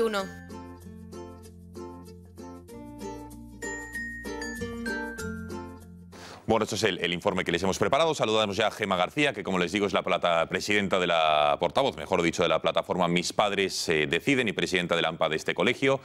Señora García, muy buenas noches. Hola, buenas noches.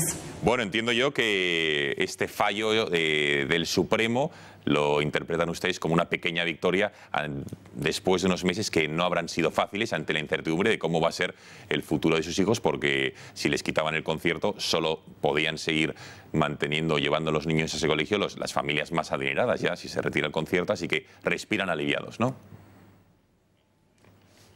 Sí, alegres y satisfechos por esta resolución del Tribunal Supremo, que ha reconocido expresamente que la educación diferenciada no es discriminatoria. Qué bien, pues... Además, aporta mucha tranquilidad a las familias. Sí, diga, perdone.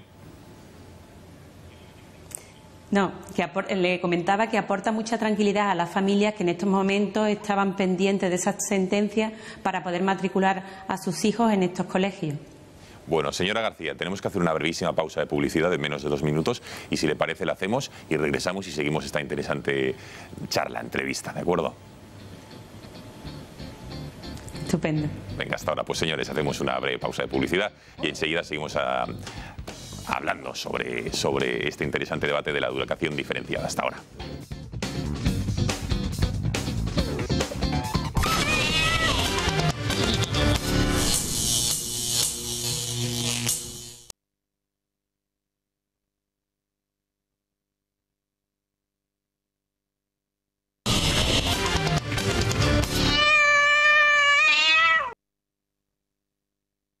Alejo, hacer una serie de aspavientos. Es que en la publicidad, en el Gato al Agua, siguen los debates, desde luego, porque quedan algunas cosas en el tintero y los tertulianos, como tienen ganas de seguir debatiendo, pues lo hacen. Bueno, estábamos en Sevilla, en directo, en una conexión con Gemma García, que es la portavoz de una plataforma llamada Mis Padres Deciden, que están hoy de enhorabuena, están celebrando la decisión del Tribunal Supremo, que digamos que ha tumbado, bueno, ojo, que el Supremo ha confirmado a su vez la decisión del Tribunal Superior de Justicia de Andalucía, que revocaba una orden de la Consejería de Educación de la Junta de Andalucía en la que negaban o denegaban el régimen de concierto educativo, es decir, de dar fondos públicos a un colegio porque separaba a los niños y a las niñas en determinadas etapas educativas. Bueno, señora García, buenas noches de nuevo. Buenas noches. Bueno, cuéntenos, ¿por qué lleva usted a sus hijos a un colegio donde diferencian por sexo a los niños de las niñas? Cuéntenos qué le aporta a usted basándonos en la experiencia que ha tenido. ¿Por qué lo considera mejor que el sistema mixto? Bueno, es un modelo pedagógico que se adapta a las condiciones especiales y diferentes de los niños y las niñas, porque evolucionan en distintos momentos. Evidentemente, a mi hijo que lo tengo en Altair y a mi hija que la tengo en Ribamar le enseñan lo mismo, pero de diferente manera. El ritmo de evolución es distinto y aprende de distintas maneras. Esto es un modelo pedagógico que en mis hijos en concreto ha funcionado perfectamente. Yo los tenía matriculados en un colegio mixto y cambié a mis hijos a un colegio de educación diferenciada porque tenían malos resultados académicos, especialmente el chico. Y aquí totalmente cambió. ¿Qué edad tenía, perdone, señora García, qué edad tenía su hijo en el momento en el cambio de colegio, que cambió de colegio y mejor los resultados? 10 años. 10 años. 10 años. ¿Cuáles son las etapas? Lo digo porque hay dentro de los colegios que diferencian por sexo, también hay diferentes modelos. Hay colegios que lo hacen desde por entendernos, desde el inicio, los 3 años hasta justo preuniversidad, pero hay otros que, según qué etapas educativas, los separan y luego les vuelven a juntar y luego les vuelven a separar, ¿no? ¿Cómo funciona? Efectivamente, hay distintas opciones. Yo solamente le puedo hablar del modelo que conozco, que es Altair. Altair empiezan los niños con 3 años y están aquí realizando toda la primaria, la secundaria y el bachillerato hasta ir a la universidad. Este colegio es solo de chicos y está dando buenos resultados y estoy muy contenta con él. Yo y muchos padres que han optado por este colegio. Entonces, señora García, ¿qué contesta o qué responde a todos aquellos periodistas, expertos o pseudoexpertos que dicen que en su colegio discriminan, que segregan, que no son igualitarios, etcétera, etcétera? ¿Qué tienen que decir ante estas acusaciones? En primer lugar, yo creo que nadie se puede plantear que yo como madre, que lo que más me importa en este mundo son mis hijos, puedo llevar a mis hijos a un colegio que los segregan. En todo caso, que lo diferencia. Es distinto segregar. Si la Administración pensara realmente que estos colegios segregaban, no existirían ni en lo público ni en lo privado. Ellos solamente están atacando la enseñanza concertada diferenciada. Los conciertos han permitido que muchas familias puedan elegir este colegio. Altair está situado en el barrio más pobre de toda España. Sin el concierto no podrían haber optado por este colegio. ¿Cómo son las relaciones? Lo que hacen es garantizar. Diga, señora García, que como hay un poco de retardo, hay veces que nos pisamos en la conversación, así que no se preocupe. Sí, efectivamente. Concluya, diga. No, que los conciertos no son un privilegio, son un derecho que nos permite a los padres que todo el mundo podamos escoger, incluso los que no tenemos recursos económicos. Sin los conciertos, esta educación se convertiría en elitista. Claro, efectivamente. Es decir, que si a este colegio, Altair, se hubiesen cumplido las pretensiones de la Junta de Andalucía de retirar ese concierto, entiendo yo que las cuotas mensuales que pagan todos los padres se hubiesen multiplicado, no sé por cuánto, con lo cual, no sé si usted, pero que muchos de los padres, y más si nos dice que es una zona pobre, humilde de Sevilla, hubiesen tenido que cambiar a sus hijos de colegio, ¿no? No podrían seguir aquí en ningún caso. Este es un barrio obrero donde además en estos últimos años ha habido muchos paros, no podrían pagar ninguna cuota. Claro. Estamos situados en el barrio más pobre de toda España. ¿Alguna otra cuestión, señora García? ¿Cómo son las relaciones sociales? Me refiero de los niños que están todo el día en clase con niños y en el colegio solo se relacionan con niños. ¿Cómo son las relaciones con las niñas cuando en la vida real, ya sea en la calle, con familiares, se ven con chicas? Y al revés, con las chicas que durante de lunes a viernes de 9 de la mañana a 5 de la tarde solo se ven con chicas, pero que luego que entiendo que en su día a día se tendrán que relacionar con chicos. Entiendo que luego no hay ningún problema de relación social, ¿no? ¿O sí? No lo sé. No existe ningún problema. ¿Ninguno? No existe ningún problema. Mis hijos vienen al colegio a estudiar y durante el trabajo aquí están estudiando y trabajando con niños, pero cuando sale su mundo social es igual que el de un chico que va a un colegio mixto. Tiene su hermana que es una chica, sus amigos van a otras actividades de ocio fuera de aquí y se relacionan con chicos y chicas sin ningún problema y sin ningún tipo de conflicto. Bueno, entonces, doña Gemma, me queda una última reflexión. ¿Por qué entonces cree usted, lo está experimentando en Andalucía con la Consejería de Educación, por qué cree que la Junta de Andalucía, socialista en este caso, apuesta por retirar el concierto educativo a los colegios que diferencian a los niños de las niñas? ¿Cuáles son los motivos que les habrán dicho desde la Consejería o el propio Gobierno andaluz para quitar este concierto y estas subvenciones públicas a su colegio y a muchos otros? Porque la pretensión es con todos los que diferencien por sexo. Claramente aquí no hay ni motivos pedagógicos, porque Altair tiene buenos resultados y los demuestran sus alumnos que han obtenido medallas de plata en pruebas de física, química a nivel nacional. Claramente no hay motivos económicos. Un colegio concertado le sale mucho más barato a un alumno que en un colegio público. Aquí hay un solo motivo. El motivo es el motivo ideológico. Y por ese motivo ideológico no solamente sufrimos los padres porque no podemos llevar a nuestros hijos al colegio que libremente y ejerciendo un derecho hemos elegido. También están sufriendo profesores y trabajadores de este colegio que ven peligrar con por este motivo ideológico su puesto de trabajo. Bueno, señora García, ahora voy a abrir el debate al resto de la mesa, con lo cual a usted le invito, si le parece, a quedarse escuchando para que si después del breve análisis que vamos a hacer sobre esta noticia que estamos tratando hoy en el catálogo, quiere hacer alguna aportación, matiz, aclaración a lo que se diga, lo pueda hacer usted. ¿Le parece? No sé si tiene tiempo, vamos. Vale, estupendo, gracias. Vale, se puede quedar unos minutos más. Venga, de acuerdo. Venga, opiniones. Profesor, usted, como docente, en este caso ya de etapas universitarias y demás, ¿qué le parece? Yo, en primer lugar, quiero felicitar a esta madre, porque a mí me encanta cuando la sociedad civil planta cara a los poderes públicos, sobre todo cuando los poderes públicos cometen arbitrariedades como las que se están llevando a cabo en este caso. Y en segundo lugar, tengo que decir que la sentencia del Tribunal Supremo, que en este caso me parece muy acertada, y estoy bastante de acuerdo con ella, lo único que hace es aplicar un precepto de la Constitución que garantiza la libertad de elección en la educación, que es el artículo 27, apartado 3º de la Constitución. Con lo cual, muy bien por esta madre y muy bien por el Tribunal Supremo, por esta sentencia. Bueno, por cierto, ¿qué dice el artículo? La Constitución decía, ¿qué dice el artículo 27.3 de la Constitución? Se lo voy a leer, don Gonzalo. No, si lo tenemos, hemos hecho los deberes. Como buen profesor, nosotros, cuando viene el profesor, hacemos los deberes para que luego no nos corrija. Efectivamente, la Constitución en este artículo que dice que los poderes públicos garantizan el derecho que asiste a los padres para que sus hijos reciban la formación religiosa y moral que esté de acuerdo con sus propias... Bueno, hay una errata ahí, es el 27.3, no el 27.2, pero sí, vamos. Bueno, pues luego... venga, gracias, yo tenía que... Venga, a ver, Alejo.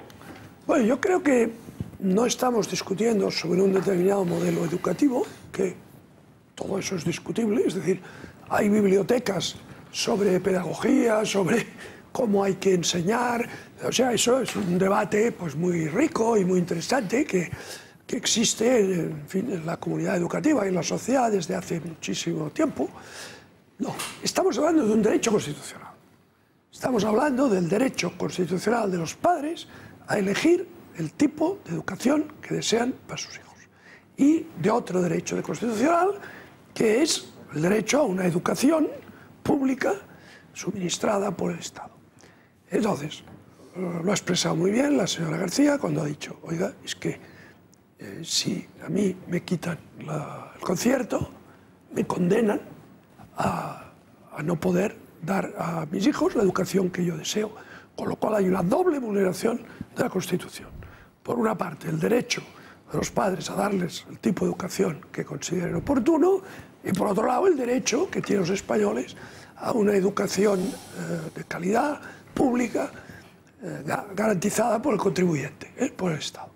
Por cierto, no gratuita, que gratuito no hay nada, pagado por el contribuyente. Bien, entonces, a partir de aquí, una tercera conclusión. Qué suerte tenemos que todavía hay algo de separación de poderes en España y una justicia que es, vamos a decir, independiente de otros poderes, porque efectivamente el Supremo aquí ha hecho justicia y ha dado la razón al que la tenía y le ha parado los pies a una administración invasiva, sectaria, ideológicamente opresora. Y fuera de la legalidad en este ámbito. Claro, es que yo creo que aquí la administración andaluza se había pasado de frenada. Es decir, directamente lo que había dicho es que esto era un tipo de educación segregadora y que discriminaba directamente por cuestión de género, y el tribunal, tanto el superior como después el Supremo, le viene a decir que no. Y además se lo dice porque lo dice, es legítima a nivel de derecho internacional y público, es legítima a través de la Carta de Derechos Fundamentales de la Unión Europea, y en la propia sentencia... De la LOMCE, de la Ley de Educación. Habla de la LOMCE, reconociendo la constitucionalidad de la LOMCE. Cuidado, que también en la sentencia a ese respecto es interesante por todos aquellos que la ponen en duda.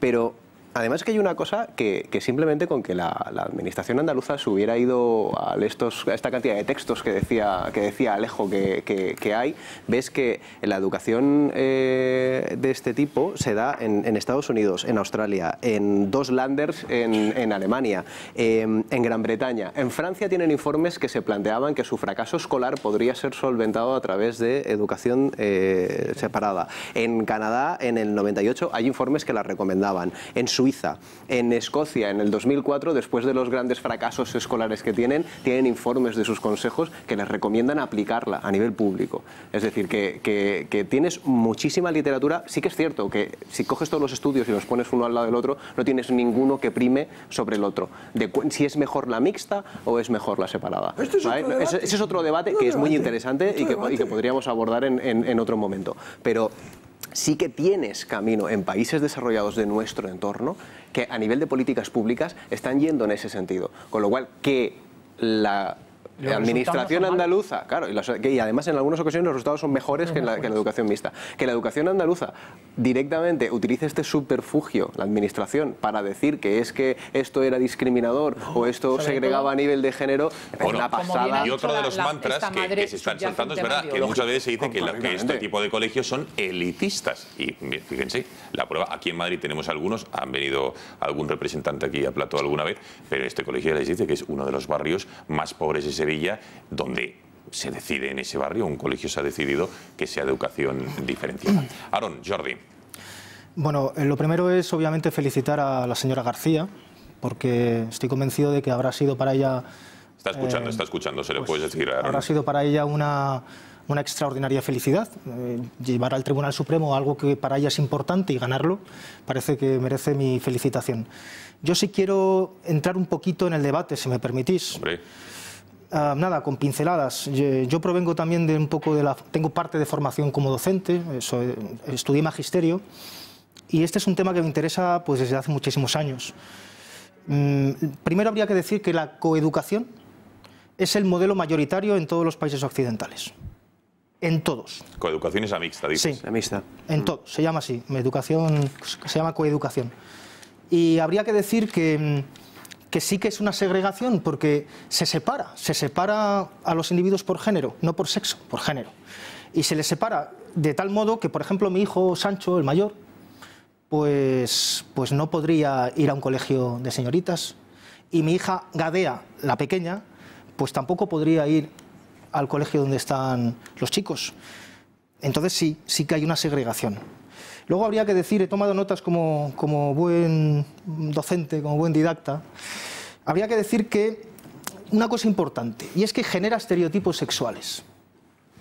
Genera, porque cuando las mujeres conviven solo con mujeres y los hombres conviven solo con hombres, en la educación, en la formación, durante 8 horas al día, acaban teniendo una cierta ignorancia sobre el género opuesto. Tienes cientos de informes que dicen lo contrario, Aarón. Bueno, ya, pero déjame un momentito. Si yo te he escuchado con toda la atención, de verdad, y seguramente tengáis razón, pero me apetece decir lo que yo creo. Ah, bien, vale. No, claro.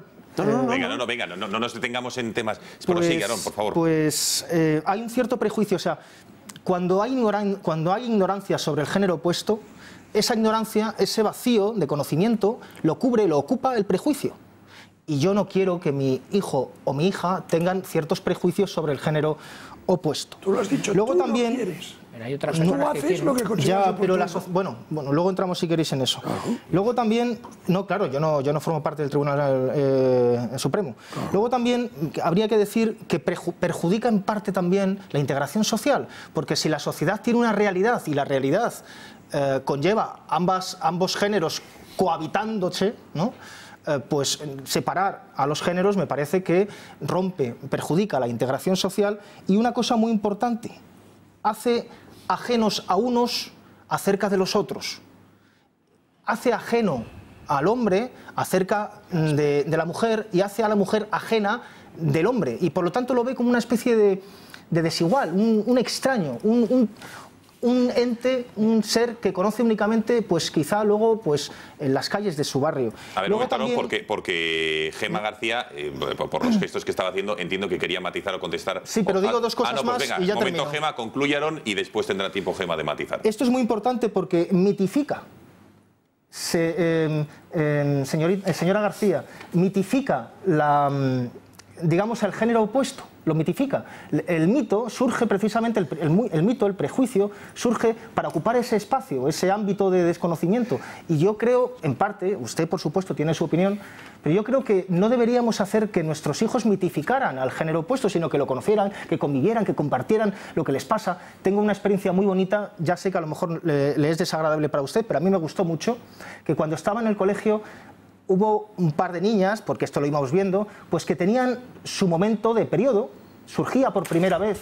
Recuerdo la sensación en el aula era bastante interesante porque los niños hablábamos entre nosotros, las niñas hablaban entre ellas y llegó un momento en el que el maestro, con todos nosotros juntos, nos explicó las cosas y se entendió perfectamente, cohabitamos, nos entendimos, no sé, me pareció bonito. Bueno, Aarón, venga, no vamos a hablar de... Venga, sí, solamente dos cosas más. No, pero es que llevas casi 5 minutos y no quiero que basemos en experiencias personales. Rápidamente.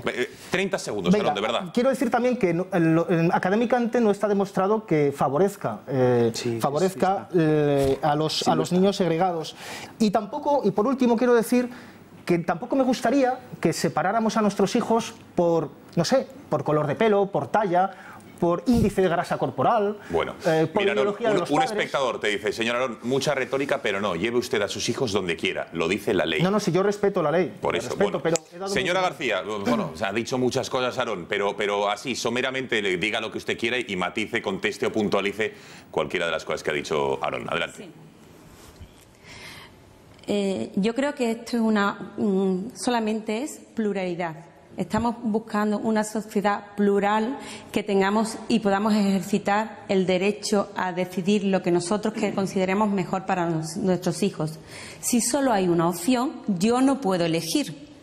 Yo no le digo a nadie que traiga a su hijo a este colegio. Yo he elegido para mi hijo lo que considero mejor. Si no hay pluralidad, si no hay mixto, si no hay diferenciado, yo no puedo elegir. La opción para mí mejor es la diferenciada y para este señor será la coeducación y me parece fenomenal y yo lucho y luchamos todos porque cada padre pueda elegir la educación que mejor se adapta a su hijo o que ellos consideren que es mejor para su hijo. No se trata de un modelo único y exclusivo, no. Se trata del derecho y de la libertad que yo tengo para poder elegir el modelo que considero mejor para mis hijos. Es lo único. El modelo, para mí, este es el modelo, para usted es el otro y yo también la respeto totalmente. Y lucharé para que usted siga pudiendo elegir el modelo que considera mejor para sus hijos. Venga, más reflexiones. Jordi Cañas. Seré muy breve. Yo es que creo que hay temas que, aquello, como decían los romanos, Roma locuta causa finita, ¿no? Ha hablado el Tribunal Supremo, se acabó el debate. Yo personalmente no llevaría a mis hijos a una escuela con educación diferenciada, pero si usted lo quiere hacer, pues fenomenal. ¿Qué dice el Tribunal Supremo? ¿Que se puede? Pues a ver. ¿Que los poderes públicos tienen que contribuir de igual manera a la financiación de esa escuela? Fenomenal. A mí me gustaría saber, yo no he leído el auto, o no he leído la sentencia, perdón, por lo tanto no sé si marca cuáles son los límites de esa diferenciación, porque usted lo tiene evidente, que es la diferenciación, por este caso, por género. ¿Cuáles son los límites de la diferenciación? A mí me gustaría saber que se establecieran unos límites, porque yo, joven, de género lo puedo entender, aunque no lo comparta, puedo entender, pero me gustaría saber cuál es el límite. Y mucho cuidado, porque, por ejemplo, esto puede legitimar la aparición... Pero, Jordi, ¿el límite qué quieres decir? No, que en un momento dado se abra la puerta... No, claro. Pero, por supuesto, ¿cuál es el límite de la diferencia? Porque por género está clara, yo la veo, pero puede ser por otros temas. ¿Cuál es el límite de la diferencia a la hora de constituir educación diferenciada? Eso planteaba yo. No, ¿cuál es el límite? Es que de verdad lo ignoro. Pero Jordi, estás planteando que a lo mejor rubios por aquí, morenos por allí, altos por aquí. Pero no ve, por Dios, es que es de sentido común. El límite que tiene el derecho normante, que es el sentido común. Te voy a decir una cosa. Claro. Artículo, un segundo, Artículo el 27.3, ¿verdad? Sí. Los poderes públicos garantizan el derecho que asistan los padres para que sus hijos reciban la formación religiosa y moral, ¿verdad? Que esté de acuerdo con sus propias convicciones. Perfecto. Sí. Una madrasa es una decisión personal que además divide a los niños entre pero es que ese artículo también dice que debe respetar los límites constitucionales. ¿Quién dice que el Corán no lo respeta? Depende. Perdón, dices tú. Que no sepa, no es una religión prohibida por el Estado, sino que además está amparada por la libertad religiosa, ¿no? Pues, entonces, eso legitima ahora mismo el límite es el respeto a los derechos constitucionales. O sea, plantear dudas razonables, no críticas, yo repito, yo no tengo nada que decir de la sentencia del Supremo, salvo que la respeto. Y que a partir de aquí no va a poder haber ningún poder público que retire un concierto económico a una escuela que divida o separe a los niños por cuestión de género. Fenomenal, oye, yo lo respeto. No tengo nada que decir, salvo que el poder público debe respetar la ley. Y una vez hablado del Supremo, pues otra cosa es que ahí lo llevas a Constitucional y aquí podríamos estar todo derivada, pero de momento el Supremo ha determinado, por lo tanto no hay debate. Lo que yo planteo, creo que como cualquier persona que tenga un espíritu crítico, yo espero que con mis limitaciones cognitivas, pues creo que tengo, es cuáles son los límites de esa diferencia. Y si esa diferencia, que ahora está avalada por el Supremo, no puede abrir la puerta, por ejemplo, una escuela religiosa coránica que divide a los niños por sexo. Bueno, oye, pues ya está, yo me lo planteo. Si lo tenéis claro, fenomenal. Siempre que respete los límites constitucionales. Bueno, profesor, fenomenal. No, yo te voy a dar unos datos empíricos, Aarón, que refuten tus miedos hacia la educación diferenciada. Yo tengo amigos que han estudiado en educación diferenciada y no veas tú el conocimiento que tienen del otro género. Amigos míos, tienen un conocimiento y una integración social con el otro género que ya lo quisieran muchos que han estudiado en colegios mixtos, con lo cual yo simplemente, por más o menos decir que no tengas miedo, que no pasa nada porque se estudia en colegios diferenciados. Yo fui a un colegio diferenciado desde los 3 años. Explica la camisa. Cuidado, que entra en temas personales, Alejo. Defiéndete, lo has dicho, lo has advertido, Yo fui a un colegio diferenciado de los 3 años a los 17 y vamos... ¿Y no te ha pasado nada? ¿Te ha llevado bien con las mujeres? Mi relación con el otro sexo ha sido siempre extraordinariamente fluida. Bueno, sobre todo que al final es la realidad, porque sales del colegio y es que te encuentras ahí. Lo que pasa es que tampoco es tan difícil de entender que en determinadas etapas educativas se pretenda separar porque se considere que es mejor para el niño y para la niña, no para nosotros, para uno. Bueno, doña Gemma García, que le hemos tenido aquí una larga espera, no sé si quiere hacer una última reflexión o puntualización a las cosas que hemos ido escuchando. No, solamente darle las gracias por permitirnos contar nuestra situación y decirle que hoy la libertad tiene nombre de muchos padres de este colegio que han podido traer a su hijo a este centro. Pues claro que sí, a usted y a todos los padres de este colegio Altair y a todo el resto de colegios de toda Andalucía que educan o que tienen un sistema de educación diferencial y que estaban sufriendo porque la Junta les había denegado el concierto. Enhorabuena, y a usted, gracias por haber estado esta noche en el Gatalagua y haber aguantado tan pacientemente. Buenas noches. Buenas noches, muchas gracias. Bueno, ya lo han visto. Finalmente, al final, hay una reflexión que me ha gustado de esta señora, y es que al final, yo como padre, ¿alguien piensa que yo no voy a querer elegir lo mejor para mis hijos? O sea, ¿cómo voy a llevar a un sitio de educación diferenciada para que sean asociales? Para que un niño no sepa cómo es una mujer y salga luego. O sea, es que es de locos. Entonces, claro, al final quieres lo mejor para tus hijos. Otro, se ha demostrado que no es elitista, como dicen muchos mantras que hay en la sociedad. Y si es un derecho constitucional, algunos que dicen, oye, que sea privado. Oye, ¿por qué no puede sufragar con dinero público un derecho constitucional?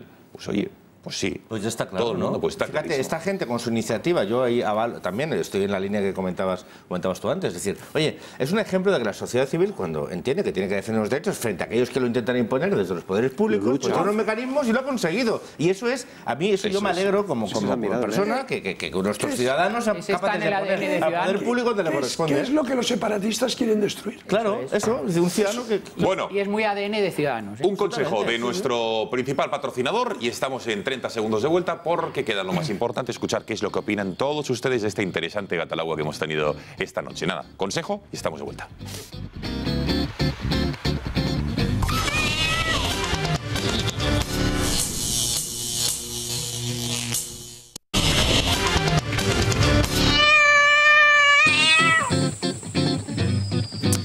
Aquí seguimos en el Gatalagua, ronda final de conexiones, redacción de Capital, de Radio Intereconomía, la radio líder en las finanzas, en la información bursátil. Su directora, Susana Criada, ya nos atiende. Susana, buenas noches. Cuéntanos qué lleváis mañana. ¿Qué tal, Vans? Muy buenas noches. Mañana en Capital Intereconomía, mañana viernes, vamos a dedicarnos al empleo. Sí, al empleo. Tenemos foro inmobiliario y vamos a analizar con 3 expertos cuál es la situación del mercado laboral, hacia dónde van los nuevos empleos, y vamos a hablar también de salarios, muy importante, también de trabajador autónomo. Mañana foro inmobiliario. Vamos a mirar a los mercados financieros. Bueno, la bolsa y la vemos muy pendiente de la Reserva Federal de Estados Unidos, de los estímulos del Banco Central Europeo y, como no, de esa decisión de la OPEP y de la evolución ahora del precio del petróleo. También el mercado está pendiente de movimientos corporativos, de esa OPA de Atlantia sobre Abertis y de la posición del gobierno, y también el Popular. ¡Ay, madre mía, el Popular, qué dolor de cabeza! Bueno, hay mucho más. Mañana os lo contamos desde las 7 y hasta las 12. Radio Intereconomía, Capital Intereconomía. No os lo perdáis. Os espero a todos. Gracias, Susana. Nos vemos mañana, claro que sí, 7 de la mañana, escuchándote. Bueno, Cristina Ramos, redacción del Gatalagua, cuéntanos cuál es la opinión de la audiencia, qué es lo que están diciendo de los temas interesantes. Habríamos con Trump, hemos ido a Cataluña, la educación diferenciada y alguno que desgraciadamente se nos ha quedado en el tintero. Pero bueno, lo importante, reflexiones de nuestros espectadores. Cuéntanos. Pues sobre este último tema de la educación diferenciada nos llegan comentarios como estos. Dicen, los padres tienen el derecho a dar de sus hijos la educación que ellos quieran. Los políticos deberían callarse. Lucharé, dice otro, para el modelo que usted quiera elegir para sus hijos y también para el modelo de mis hijos sin la contaminación de todos ustedes, refiriéndose a los políticos. De Donald Trump también nos ha llegado algún mensaje que dice, en la lucha contra la amenaza yihadista, Donald Trump es uno de los pocos dirigentes que está a la altura. A ver si cunde su ejemplo. También comentarios sobre Cataluña. Dicen, es indignante, ver que a los ciudadanos normales y corrientes nos funden a multas por lo más mínimo y a estos separatistas y golpistas ni se les moleste. De este tema, precisamente, quiero que escuchemos algunos audios. El primero de ellos, una mujer que no entiende todo este tema que están llevando en Cataluña. Pero es que es tan difícil comprender que hay que cumplir la ley. Todo el mundo la tiene que cumplir. Luego ya, si se puede cambiar por los cauces legales, que se cambie, pero mientras está en vigor hay que cumplirla. Eso es democracia. Claro, toda razón, señor. Totalmente. Síntesis. Sí, sí, sin duda. Es la síntesis, fíjate. Sentido común. ¿Qué es lo que ha habido esta noche en este gato? Claro que sí. Cristina, más. Escuchamos otro comentario de otro espectador también opinando sobre este proceso separatista. Creo que el ultimátum que ha dado Puigdemont en ningún caso es aceptable. Lo que deberían de hacer él y el presidente del gobierno, Rajoy, es sentarse y aclarar de una vez por todas las cosas. Que ni todo es blanco ni todo es negro en este asunto. Que se pueden hablar las cosas y llegar a un acuerdo. Y básicamente eso es lo que opino, que debería ser ahora mismo en el momento que está España lo que debería hacerse. Muchas gracias y de verdad por el programa que hacéis, que es una labor envidiable. Muchas gracias. Muchas gracias a este espectador por estas bonitas palabras que dedica al programa. Venga, Cristina, ¿qué más? Escuchamos un último comentario que es un espectador que recoge la reflexión de todos los tertulianos, pero además les pide que aporten un poco más y por eso él da su opinión. Felicidades a todos por la tertulia. Alejo, Jordi, Julio y Aarón. Julio ha dado en la clave del asunto. ¿Por qué quiere el gobierno que Puigdemont hable en el Congreso? Porque Mariano tiene pensado un arreglo pseudo-separatista ya con él. Aarón tiene razón, esto es una farsa. Y añado, si el gobierno no cumple y hace cumplir la ley, es cómplice de Puigdemont. Bueno, interesante reflexión. Desde luego, se ha olvidado este espectador del profesor Antonio Alonso Tibón que ha aportado estas también interesantes reflexiones. Bueno, Cristina, ¿cómo más? Nada más, eso es todo. Pues nada, que muchísimas gracias a ti Gracias. y a todos los espectadores por habernos enviado esas notas de voz y haber interactuado con nosotros. No hay tiempo para más, nos tenemos que ir. Así que Aarón García Peña, gracias por haber estado una noche más. Estupendo Júpiter gaseoso. No, ya estamos a viernes. Bueno, es verdad, Venus. Claro. Bueno, Venus es también una maravilla. Algún día hablaremos de Venus. Que tenga usted buen Saturno sólido.